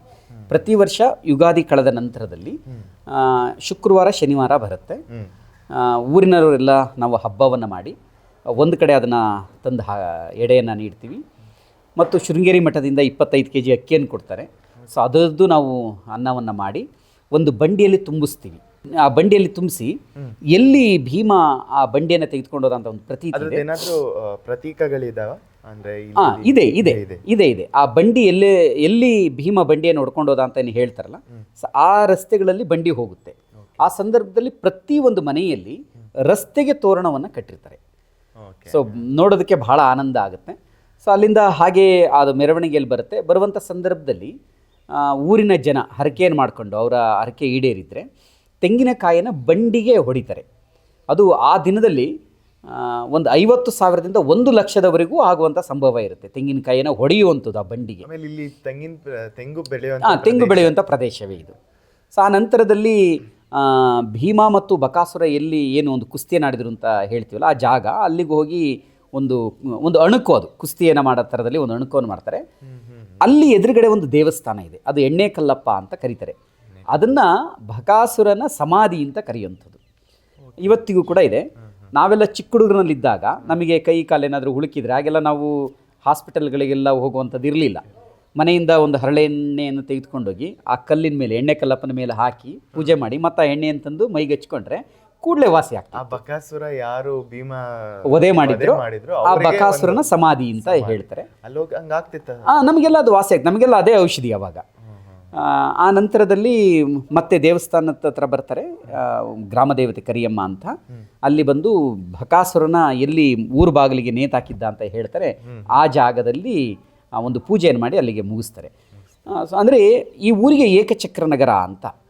ನೋಡಿ, ಸೂರ್ಯನ ರಥಕ್ಕೆ ಒಂದೇ ಚಕ್ರ, ಅವನು ಒಂದೇ ಚಕ್ರದಲ್ಲಿರುವಂಥ ರಥದಲ್ಲಿ ಅವನು ಪ್ರಯಾಣವನ್ನು ಮಾಡುವಂಥದ್ದು ನಿತ್ಯ. ಆದ್ರೆ ನಾವಿಲ್ಲಿ ದೇವಸ್ಥಾನ ಇದು ನಾವು ಸಿಂಬಾಲಿಕ್ ಆಗಿ ತಗೊಂಡಿದ್ದೀವಿ, 4 ಚಕ್ರಗಳನ್ನು ಯುಗದ ಕಾನ್ಸೆಪ್ಟಲ್ಲಿ ತಗೊಂಡಿದ್ದೀವಿ. ಆದರೆ ಮೂಲ ವಿಗ್ರಹ ಏನಿದೆಯಲ್ಲ, ಮೂಲ ವಿಗ್ರಹಕ್ಕೆ ಒಂದೇ ಚಕ್ರ ಇರೋದು, ಪೀಠದಲ್ಲಿ ಇದೆ. ಅದು ಎದುರುಗಡೆ ಕಾಣಿಸಲ್ಲ, ಸೈಡಿಗಿದೆ. ಸೈಡಿಗಿರೋದ್ರಿಂದ ಅದು ಒಂದೇ ಚಕ್ರದಲ್ಲಿ ಇರುವಂಥದ್ದು. ಅದು ಏಕಚಕ್ರ ನಗರ. ಏಕಚಕ್ರ ನಗರದಲ್ಲಿ ಏಕಚಕ್ರದ ರಥದಲ್ಲಿ ಹೋಗುವಂಥ ಸೂರ್ಯನ ಪ್ರತಿಷ್ಠಾಪನೆ ಆಗಿದೆ. ಇವೆಲ್ಲವೂ ಒಂದು ರೀತಿ ಕಾಕತಾಳೀಯವಾಗಿ ಅದು ಸಹಜವಾಗಿ ಯೂನಿವರ್ಸ್ ಪ್ಲಾನ್. Universe plan. ಹೌದು, ಯೂನಿವರ್ಸ್ ಪ್ಲಾನ್. ಅದು ಕಾಸ್ಮಿಕ್ ಎನರ್ಜಿ ಅದನ್ನ ಒಂದು ಈ ಒಂದು ಕ್ರಿಯೆನ ಆಗಕ್ಕೆ ಮಾಡಿಕೊಟ್ಟು. ಮತ್ತೆ ಇನ್ನೂ ಒಂದು, ಈಗ ನಾವೇನು ನಿಂತಿದ್ದೀವಲ್ಲ, ಈ ಜಾಗ ಒಂದು ಹಿಂದೆ ಬಹಳ 1000-2000 ವರ್ಷಗಳ ಹಿಂದೆ ಇರ್ಬೋದು ಅನಿಸುತ್ತೆ, ಗೊತ್ತಿಲ್ಲ. ಇದು ಒಂದು ಊರಾಗಿತ್ತು ಅಂತ ಹೇಳ್ತಾರೆ. ಈಗ ನಾವು ಇಲ್ಲಿ ನಿಂತಿರುವಂಥ ಜಾಗದಲ್ಲಿ ಹಿಂದೆ ಒಂದು ದೇವಸ್ಥಾನ ಇತ್ತು ಅಂತಲೂ ಹೇಳ್ತಾರೆ. ಇಲ್ಲಿ ಅಂದರೆ ಇದೇ ಭಾಗದಲ್ಲಿ ನಾನು ಕೂಡ ಅದನ್ನು ಗಮನಿಸಿದ್ದೆ. ಏನನ್ನು ಗಮನಿಸಿದ್ದೆ ಅಂದರೆ, ಇಲ್ಲಿ ನಾವು ಎಂಟ್ರಿ ಆಗ್ತೀವಲ್ಲ, ಒಳಗಡೆಗೆ ಪ್ರವೇಶ ಆಗುವಂಥ ಸಂದರ್ಭದಲ್ಲಿ ಆಗಿನ ದೇವಸ್ಥಾನದ ಕಲ್ಲುಗಳಿದ್ದನ್ನು ನಾನು ನೋಡಿದ್ದೆ. ಇದು ಪಾಯ ಎಲ್ಲ ತೆಗಿಬೇಕಾದ್ರೆ? ಪಾಯ ಅಲ್ಲ, ಆ ಕಲ್ಲುಗಳನ್ನು ಹಾಗೆ, ಆ ಚಪ್ಪಡಿ ಕಲ್ಲುಗಳನ್ನು ಹಾಗೆ ಬಿಟ್ಟಿದ್ದು, ಕರಿ ಕಲ್ಲುಗಳವು. ಹಾಗೆ ಇದೇ ತೋಟದ ಕೆಳಗಡೆ ನಾವು ಹೋದರೆ ಒಂದು ಕಲ್ಯಾಣಿ ಇದೆಯಾ, ಅಂದ್ರೆ ಮುಚ್ಚಿಬಿಟ್ಟಿದ್ದಾರೆ, ಯಾವಾಗಲೂ ಮುಚ್ಚಿದ್ದಾರೆ. ಆದರೆ ಅದರ 2 ಕಲ್ಲುಗಳು ಹಾಗೆ ಇದೆ. ಆ ದೇವಸ್ಥಾನಕ್ಕೆ ಬಾವಿಯನ್ನು ನೀರನ್ನು ತಂದು ಹಾಕ್ತಿದ್ರಲ್ಲ ಸೇದ್ಕೊಂಡು, ಆ ಬಾವಿದು ಕಲ್ಲುಗಳು ಇನ್ನೂ ಹಾಗೆ ಇದೆ, ಅದ್ರ ಮುಚ್ಚಿದ್ದಾರೆ ಅದನ್ನು. ಸೊ ಹೀಗೆ ಬಹುಶಃ ಇದು ಹಿಂದೆ ಯಾವುದೋ ಒಂದು ಒಳ್ಳೆ ಪ್ರಸಿದ್ಧವಾದ ಪುರಾಣ ಪ್ರಸಿದ್ಧವಾದ ಒಂದು ಸ್ಥಳ ಇತ್ತು, ಅದಕ್ಕೋಸ್ಕರ ಮತ್ತೆ ಸೂರ್ಯ ಭಗವಂತ ಇಲ್ಲಿ ಬಂದು ನಿಲ್ಲಿಸಿದ್ದಾರೆ. ತುಂಬ ಅದ್ಭುತ ಸರ್. ಯಾಕೆಂದರೆ ನಮ್ಮ ಭಾರತ ಸಂಸ್ಕೃತಿಯಲ್ಲಿ ನಾವು ತಿಳ್ಕೊಳೋದೇನೆಂದರೆ, ಏನೇ ಒಂದು ಆಗ್ತದೆ ಅಂದರೆ ಅದಕ್ಕೆ ಏನೋ ಒಂದು ಕಾರಣ ಇದ್ದೇ ಇರುತ್ತೆ. ಆ ಶಕ್ತಿ ನಮ್ಮ ಭೂಮಿಲೇ ಇದೆ, ನಮ್ಮ ಸಂಸ್ಕೃತಿ ನಮ್ಮ ಇದರಲ್ಲಿದೆ. ಅದು ಇಲ್ಲಿ ಒಂದು ಮೈಕ್ರೋ ಲೆವೆಲಲ್ಲಿ ಖಂಡಿತ ರಿಫ್ಲೆಕ್ಷನ್ ಆಗಿದೆ. ಮತ್ತೆ ಬೆಳವಾಡಿದ ಇನ್ನೊಂದು ವಿಶೇಷ ಅಂದರೆ, ಅದಕ್ಕೆ ಮುನಿಗ್ರಾಮ ಅಂತ ಕರೀತಾರೆ, ಅಂದರೆ ಮುನಿಗಳು ಓಡಾಡಿದಂಥ ಸ್ಥಳ ಅಂತ.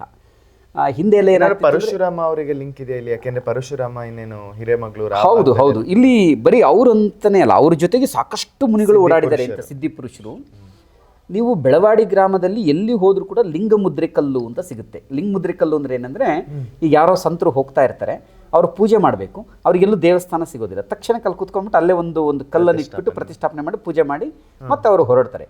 ಈ ಥರ ಇಡೀ ಬೆಳವಾಡಿನಲ್ಲಿ ಕನಿಷ್ಠ ಅಂದ್ರೂ ಒಂದು 500 ಆದರೂ ನಿಮಗೆ ಲಿಂಗ ಮುದ್ರೆ ಕಲ್ಲುಗಳು ಸಿಗುತ್ತೆ. ಅದಕ್ಕೆ ನಾನು ಕಡಿಮೆ ಹೇಳಿದ್ದೀನಿ, ಅಷ್ಟಾದರೂ ಸಿಗುತ್ತೆ. ಅಂದರೆ ಅಷ್ಟು ಜನ, ಗ್ರಾಮದ ಪ್ರತಿ ಭಾಗದಲ್ಲೂ ಆ ಥರ ಮುನಿಗಳ ಸಂಚಾರ ಇದ್ದಂಥ ಸ್ಥಳ ಇದು ಅಂತ ಹೇಳಿ, ಮುನಿಗಳಿಗೆ ಬಹಳ ಪ್ರಿಯವಾದಂಥದ್ದು, ಸಾಧನೆಗೆ ಬಹಳ ಆದಂಥದ್ದು ಅಂತ.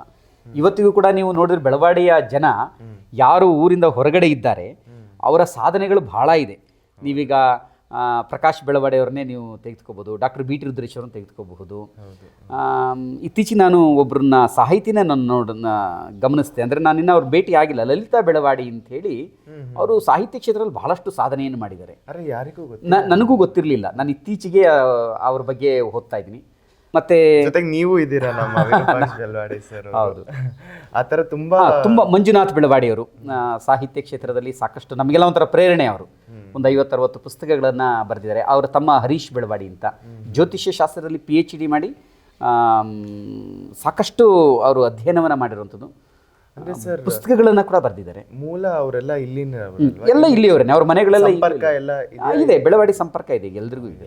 ಹೌದು, ಎಲ್ರಿಗೂ ಇದೆ. ಹೇಗಾದ್ರೂ ಒಂದು ಇಲ್ಲಿಗೆ ಬಂದು ಆ ಎನರ್ಜಿ ಅವ್ರನ್ನ ಮ್ಯಾಗ್ನೆಟ್ ಹೇಳ್ಕೊಂಡ್ಬರುತ್ತೆ. ಹೌದು, ಆದ್ರೂ ಆ ಬೆಳವಾಡಿ ಅಂತ ಎಲ್ಲರೂ ಆ ಹೆಸರನ್ನ ಅಷ್ಟು ಹೆಮ್ಮೆಯಿಂದ ಇಟ್ಕೊಂಡಿದ್ದಾರೆ ಅಂದ್ರೆ ಅದಕ್ಕಷ್ಟು ಇತಿಹಾಸ ಇದೆ. ಇದೆ, ಖಂಡಿತ ಇದೆ, ನಿಜವಾದ ಸಂಗತಿ ಅದು. ನಿಮಗೆ ಏನು ಸರ್, ನಿಮ್ಮ ಕುಟುಂಬದಲ್ಲಿ ಎಲ್ಲರೂ ಬೆಳವಾಡಿ ಅಂತ ಇಟ್ಟಿದ್ದ ಅಥವಾ ನೀವೇ? ಇಲ್ಲ, ನಾನು ಸಹಜವಾಗಿ ಇಟ್ಕೊಂಡಿದ್ದದಷ್ಟೇನೆ, ವಿರೂಪಾಕ್ಷ ಬೆಳವಾಡಿ ಅಂತ. ಅಂದರೆ ಸ್ಫೂರ್ತಿ ಅಂತ ನನಗೆ ಇದರಲ್ಲಿ ಏನು ಅನ್ನಿಸ್ಲಿಲ್ಲ. ಯಾಕೆಂದರೆ ನಾನು ಬೆಳವಾಡಿ ಅಂತ ಹೆಸರಿಟ್ಕೊಳ್ಳುವಾಗ ನನಗೆ ಪ್ರಕಾಶ್ ಬೆಳವಾಡಿ ಆಗಲಿ ಇವ್ರದ್ದು ಯಾರ್ದು ಪರಿಚಯ ಇರಲಿಲ್ಲ. ನಾನು ಒಂದಷ್ಟು ಚುಟುಕುಗಳು ಕವನಗಳನ್ನು ಬರಿತಾ ಇದ್ದೆ. ಅದು ಬಹುಶಃ ಈ ಮಣ್ಣಿನ ಗುಣ ಅಂತ ಅನ್ಸುತ್ತೆ. ಅದು ನಾನು 6th 7th ಸ್ಟ್ಯಾಂಡರ್ಡ್ ಇದ್ದಾಗಲೇ ಬರಿತಾ ಇದ್ದೆ. ಅವಾಗ ಸುಮ್ಮನೆ ಬರೀ ವಿರೂಪಾಕ್ಷ ಅಂದ್ರೆ ಸರಿಯಾಗಲ್ಲ ಅಂತ ವಿರೂಪಾಕ್ಷ ಬೆಳವಾಡಿ ಅಂತ ನಾನು ಅದು ಇಟ್ಕೊಳ್ಳೋಕೆ ಶುರು ಮಾಡಿದೆ. ಅಂದರೆ ನನಗೆ ನನ್ನ 12-13ನೇ ವಯಸ್ಸಿಗೆ ನಾನು ಇಟ್ಕೊಂಡಿದ್ದೆ ಅದನ್ನ ಹೆಸರನ್ನು. ಆ ನಂತರದಲ್ಲಿ ಇಂಥ ಎಲ್ಲ ಸಾಧಕರ ಪರಿಚಯ, ಅವರ ಬಗ್ಗೆ ಅರಿವು ಎಲ್ಲ ಮೂಡೋದಕ್ಕೆ ಶುರುವಾಯಿತು. ಪೂಜೆಗೆ ಬಂದಾಗ ನೋಡ್ತಾ ಇದ್ವಿ, ಈ ಗಂಟೆ ನಾದದ್ದೇ ಒಂಥರ ಇದೆ. ಈ ಗಂಟೆ ಎಲ್ಲ ಡಿಸೈನಿಂಗ್ ಅಥವಾ ಈ ಥರದ್ದೇ ಮೆಟೀರಿಯಲ್ ಇಲ್ಲೇ ಮಾಡಿಸ್ಬೇಕು ಅಂತ ಏನಾದರೂ ಇತ್ತಾ? ಅಂದರೆ ಹೀಗೆ ಬರಬೇಕು ಅನ್ನೋದು ಒಂದಷ್ಟು ನಮ್ಮ ಆಲೋಚನೆಯಲ್ಲಿತ್ತು. ಈಗ ಗಂಟೆಗೆ ಸಾಮಾನ್ಯ ನಾವು ಇಲ್ಲೆಲ್ಲ ಗಂಟೆ ಬಾರಿಸಿದ್ರೆ ಅದು ತಕ್ಷಣಕ್ಕೆ ಆ ಸೌಂಡ್ ಹೊರಟೋಗ್ಬಿಡುತ್ತೆ. ಇದು ಪಂಚಲೋಹದ್ದು ಬೇರೆ ಕಡೆನೂ ಸಿಗುತ್ತೆ. ಆದರೆ ಇದನ್ನು ವಿಶೇಷವಾಗಿ ಒಂದು ಆಕಾರದಲ್ಲಿ ಅದನ್ನು ಮಾಡಿದ್ದಾರೆ. ಇದಕ್ಕೆ ಇಷ್ಟೇ ತೂಕ ಇರಬೇಕು ಅಂತಲೂ ಇದೆ. ಬರೀ ಆಕಾರ ಇದ್ರೆ ಸಾಕಾಗೋದಿಲ್ಲ, ಇದಕ್ಕೊಂದು ತೂಕನೂ ಇರಬೇಕು. ಪಂಚಲೋಹಗಳನ್ನು ಒಂದೊಂದು ಇಷ್ಟಿಷ್ಟು ಪ್ರಮಾಣದಲ್ಲಿ ಬಳಕೆ ಮಾಡಬೇಕು ಅಂತಿರುತ್ತೆ. ಅದೆಲ್ಲ ಮಾಡಿಸಿದಾಗ ನೀವು ಅದನ್ನು ಬಾರಿಸಿದ್ರೆ ಒಂದು ಸೌಂಡ್ ಬರುತ್ತೆ ನೋಡಿ, ನಿರಂತರವಾಗಿ ಬರುತ್ತದು. ನೀವು ಅದನ್ನು ಗಮನಿಸ್ತಾ ಹೋದರೆ 1 ನಿಮಿಷಗಳ ಕಾಲ ಆ ಶಬ್ದ ಹಾಗೇ ಇರುತ್ತೆ ಮತ್ತು ಓಂ ಅಂತ ಶಬ್ದ ಬರುತ್ತೆ. ಗಮನಿಸಿ ನೀವು, ಇನ್ನೂ ಹೋಗ್ತಾ ಇದೆ. ಸೊ ಹೋಗ್ತಾನೇ ಇರುತ್ತೆ. ಅದನ್ನು ಧ್ಯಾನಕ್ಕೆ ಇದು ಬಹಳ ಬಳಕೆ ಆಗುತ್ತೆ. ಅಂದರೆ ಧ್ಯಾನ ಏನು ಹೇಳುತ್ತೆ, ಸ್ಥೂಲತೆಯಿಂದ ಸೂಕ್ಷ್ಮತೆ ಕಡೆಗೆ ಹೋಗಬೇಕು ಅಂತ. ಸೊ ನೀವು ಈ ಗಂಟೆನ ಬಾರಿಸಿದ್ರು ಅಷ್ಟೇ ಸ್ಥೂಲತೆಯಿಂದ ಸೂಕ್ಷ್ಮತೆ ಕಡೆಗೆ ನಮ್ಮನ್ನು ಕರ್ಕೊಂಡು ಹೋಗ್ತಾ ಇರುತ್ತೆ. ಆ ಮನಸ್ಸನ್ನು ಸೂಕ್ಷ್ಮ ಮಾಡ್ಕೊಳ್ತಾ ಹೋಗುತ್ತೆ. ಗಮನಿಸಿ.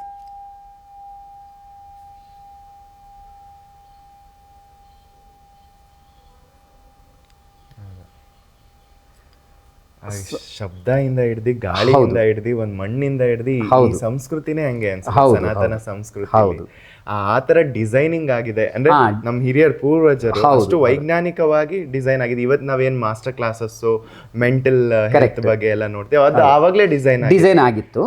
ಆದ್ರೆ ಏನಾಗಿದೆ ಅಂದ್ರೆ ಈಗ ಎಲ್ಲ ವಿಷಯಗಳಲ್ಲೂ ಕಮರ್ಷಿಯಲೈಸ್ ಆಗಿ ಕೆಲವು ಸಮಯ ನಮಗೆ ಆ ಉತ್ತಮವಾದಂತಹ ಒಂದು ಕ್ವಾಲಿಟಿ ಏನಿದೆ ಅದು ನಮಗೆ ಸಿಗದಲೇ ಇರುವಂಥ ಸಂಭವಗಳಿದೆ.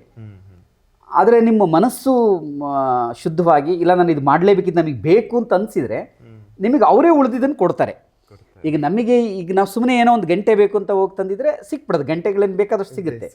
ಅದರಲ್ಲ ಅದು ಹೀಗೆ ಇರಬೇಕು ಅನ್ನೋದನ್ನ ನೋಡಿದಾಗ ಈ ಥರದ್ದು ಸಿಕ್ತು. ಇದನ್ನ ನಮ್ಮ ಯೋಗ ಬಂಧುಗಳೊಬ್ಬರು ಗೀತಾ ಪ್ರಮುತೇಶ್ ಅಂತೇಳಿ ಬೆಂಗಳೂರಿನಲ್ಲಿ ಇರ್ತಾರೆ. ಅವರು ಹುಡುಕಿ ಇದನ್ನ ಹೀಗೆ ಬೇಕು ಅಂತೇಳಿ ಅವ್ರು ಮಾಡಿಸ್ಕೊಂಡ್ ಬಂದಿರೋದು. ಇದು ಒಂದು 12 kg ಬರುತ್ತೆ ಒಂದೊಂದು ಗಂಟೆನೂ ಕೂಡ. 12 ತುಂಬಾ ಗಂಟೆ ಇಲ್ಲದೆ ಇಲ್ಲಿ 2 ಗಂಟೆಗಳನ್ನ ನಾವು ಇದನ್ನ ಹಾಕಿದೀವಿ. ಇನ್ನ ಈ ಒಂದು ಫ್ಲೋರಲ್ ಡಿಸೈನ್ ಎಲ್ಲ ಏನು ಇದೆಯಲ್ಲ, ಆ ತರದೆಲ್ಲ ಹಿಂಗೆ ಆಗಬೇಕು ಅಂತ ಏನಾದ್ರು ಸ್ಪೆಸಿಫಿಕ್ ಇತ್ತ ನೀವು ಕಟ್ಬೇಕಾದ್ರೆ, ಅಥವಾ ಸಿಂಪಲ್ ಆಗಿ? ಇಲ್ಲ, ಫ್ಲೋರ್ದೆಲ್ಲ ನಾವು ಹೀಗೆ ಇರಬೇಕು ಅಂತ ಇದು ಮಾಡಿದ್ದಿಲ್ಲ. ಪಿಲ್ಲರ್ಗಳದ್ದು ಮಾತ್ರ ನಾವು ಕಂಬಗಳದ್ದು ಹೀಗೆ ಬರಬೇಕು ಅಂತ ತಗೊಂಡ್ವಿ. ಫ್ಲೋರ್ ಎಲ್ಲ ಸಹಜವಾಗಿತ್ತು. ಆದರೆ ಪೇಂಟಿಂಗ್ ಮಾತ್ರ ನಾವು ಹೀಗೆ ಇದೇ ಬೇಕು ಅಂತ ಯೋಚನೆ ಮಾಡಿದ್ವಿ. ಅದನ್ನು ಪ್ರಾರಂಭದಲ್ಲಿ ಯಾವುದಾದ್ರೂ ಇರಲಿ ಅನ್ನೋ ಥರದ ಯೋಚನೆ ಇತ್ತು. ಆದರೆ ಆಮೇಲೆ ಕೊನೆಯಲ್ಲಿ ಅನ್ನಿಸ್ತು, ಇಲ್ಲೆಲ್ಲ ಸೂರ್ಯನಿಗೆ ಬಹಳ ಪ್ರಿಯವಾದ ಬಣ್ಣ ಅಂದರೆ ಇದೇನೆ. ಕೆಂಪು, ಹಳದಿ, ಈ ಥರದ್ದೇನಿದೆ ಇದೆಲ್ಲ ಬಹಳ ಪ್ರಿಯವಾಗಿದ್ದು, ಅದಕ್ಕೆ ಇದೇ ಆಕೃತಿನಲ್ಲಿರಲಿ. ಮತ್ತು ನಾವು ಈ ದೇವಸ್ಥಾನಕ್ಕೆ ಅಥವಾ ಇಡೀ ಈ ಸಾಧನಾಧಾಮದಲ್ಲಿರುವಂಥ ಪ್ರಾಜೆಕ್ಟಿಗೆ 90% ನಾವು ಕೆಂಪು ಇಟ್ಟಿಗೆಯನ್ನು ಬಳಸಿದ್ದೀವಿ. ಅಂದರೆ ಯಾವುದು ಕೋಸ್ಟಲ್ ಏರಿಯಾದಲ್ಲಿ ಸಿಗುತ್ತಲ್ಲ, ಜಂಬಿಟ್ಟಿಗೆ ಅಂತ ಕರೀತಾರೆ, ಅಥವಾ ಲ್ಯಾಟ್ರೈಟ್ ಬ್ರಿಕ್ ಅಂತ, ಆ ಬ್ರಿಕ್ಕನ್ನೇ ನಾವು ಬಳಸಿದ್ದೀವಿ. ಸರ್, ಇನ್ನು ಈ ಮರದ್ದು ಮತ್ತು ದ್ವಾರದ್ದು ಎಲ್ಲ ಡಿಸೈನಿಂಗ್ ಆಗಲಿ ಯಾರು ಮಾಡಿದ್ದು, ಈ ಥರನೇ ಬರಬೇಕು ಅಂತ ಸ್ಪೆಸಿಫಿಕ್ ಆಗಿ ಇತ್ತು. ಸೊ ಇದು ಮರನ ಟೀಕಲ್ಲಿ ನಾವು ಮಾಡಿಸಿದ್ವಿ. ಇದು ದಶಾವತಾರ ಇರಬೇಕು ಅಂತೇಳಿ ಒಂದು ಆಲೋಚನೆ ಇತ್ತು. ಸೊ ಹಾಗಾಗಿ ದಶಾವತಾರ ಇಲ್ಲಿ ಬಂದಿದೆ. ಮೇಲ್ಗಡೆ ಲಕ್ಷ್ಮಿ ಇದೆ. ಹಾಗೆ ಬಾಗಿಲುಗಳಿಗೆ ಸೂರ್ಯ ಇರಬೇಕು ಅಂತಿತ್ತು. ನೀವು ಗಮನಿಸಿದ್ರೆ ಗೊತ್ತಾಗುತ್ತೆ, ಇಲ್ಲಿ ಸೂರ್ಯರಿದ್ದಾರೆ ಎರಡೂ ಕಡೆ. ಸೂರ್ಯರನ್ನು ನಾವು ಇಲ್ಲೂ ಕೂಡ ಚಿತ್ರಿಸಿದ್ವಿ. ಸೊ ಈ ಎರಡೂ ಕಡೆ ಸೂರ್ಯರ ವಿಗ್ರಹ ಇದೆ. ಹಾಗೆ ಕಳಶಗಳಿದೆ ಲಕ್ಷ್ಮಿಯ ಸಾಂಕೇತಿಕವಾಗಿ. ಸೊ ಮೇಲ್ಗಡೆ ಮತ್ತೆ ಅಲ್ಲೂ ಕೂಡ ಲಕ್ಷ್ಮಿಯ ವಿಗ್ರಹವನ್ನು ಮಾಡಿಸಿದ್ವಿ. ಇಲ್ಲಿ ಗಮನಿಸ್ಬೋದು ನೀವು, 2 ಕಡೆ ಆನೆಗಳಿದೆ.